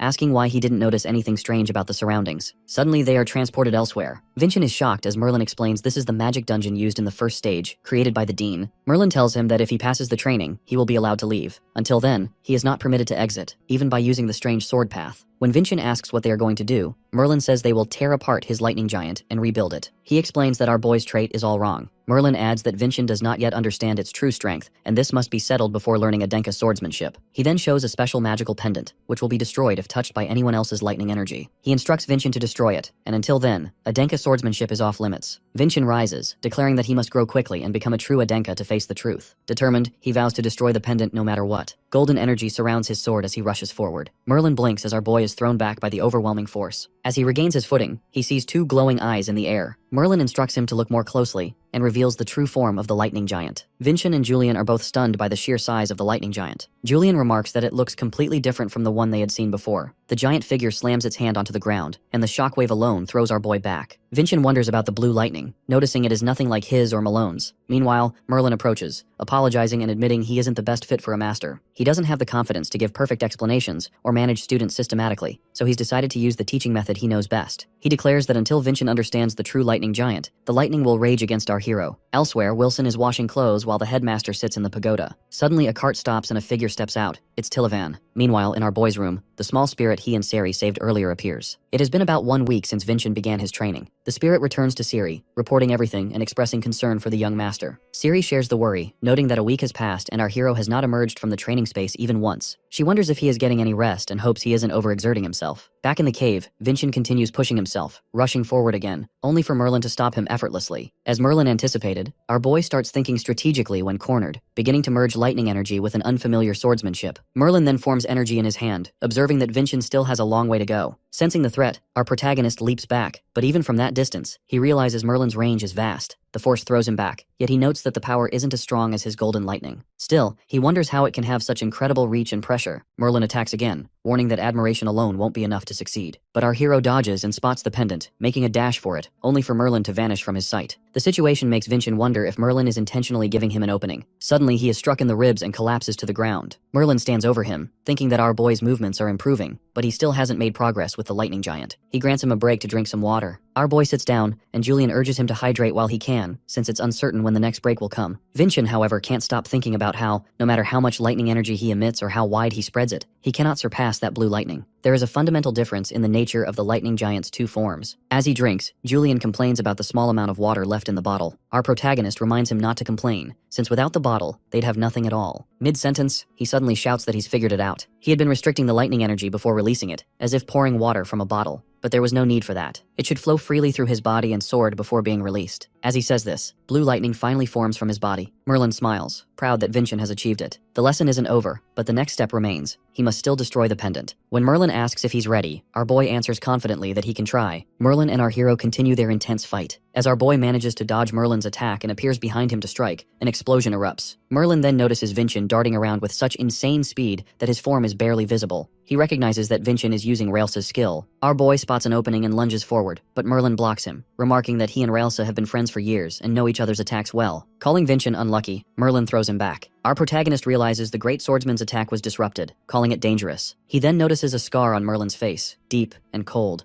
a stark reminder of having been overpowered by an opponent with no chance for healing. The pain, fear, humiliation, and defeat that marks a martial artist. Gripping his sword tighter, our boy rushes forward again and this time, successfully snatches the pendant in an instant. As soon as he grabs it, the pendant shatters into pieces. Merlin stands there, wondering if Vincent was targeting the scar and questions how to even describe it. For a 4-year-old, he's quite experienced. Merlin then declares that our boy has passed and is ready to learn Adenka's swordsmanship. When Vincent asks for confirmation, Merlin tells him to look forward to it, warning that it will be far more agonizing than this. A few days later, our boy walks with Selbira, who questions whether he really fought in that enclosed space for over a week, while Sizen calls him incredible. Vincent brushes it off, but Julian points out that young martial artists don't usually train so rigorously. As they walk, Sari appears, calling out for our protagonist. When asked what's wrong, she shows him a paper that was delivered for Vincent. It's a mission objective for a rank 9 candidate, addressed directly to our hero. He finds it odd, since such tasks are normally given to rank 7s. Julian checks the request and sees that it came from the Adenka elders. Meanwhile, Selbira asks if our hero needs someone to go with him, and Sizen is eager as well, since their training has made them stronger. Soon after, inside Pagoda's office, Vincent reveals that he wants to go alone. Merlin questions the decision, and Pagoda adds that acting solo on his first mission could be dangerous. But our boy responds that this is precisely why he must go alone. The elders have thrown this mission at him as a test, or perhaps a trap. Merlin says they're trying to eliminate our hero because he stands in their way, and Pagoda agrees, saying it's too dangerous to send him alone into such a situation. But Vincent calls it a war, declaring that his victory will be to emerge from this trap unharmed. There is a truth he must find by becoming stronger. If he falls victim to a power struggle in the process, he'll have to accept it, since he too is an Adenka. Seeing no way to change his mind, Pagoda finally grants permission, reminding him not to lose composure as a candidate of the Crimson Forest. Our boy agrees and sets off, charging toward Tornique for his mission. Meanwhile, the headmaster lies on the roof when Pagoda teleports there, teasing her about slacking off again. The headmaster calls it a break, but Pagoda says he thought she was interested in managing the candidates. She replies that she's aware Vincent has received a mission, and then asks who is behind it. Pagoda says they call themselves the Elders, but he suspects Elder Tilaven is responsible. The headmaster considers this, knowing there's no good reason Tilaven would send a mission to our hero. Just then, a glowing crystal activates, reporting an emergency in front of the fortress.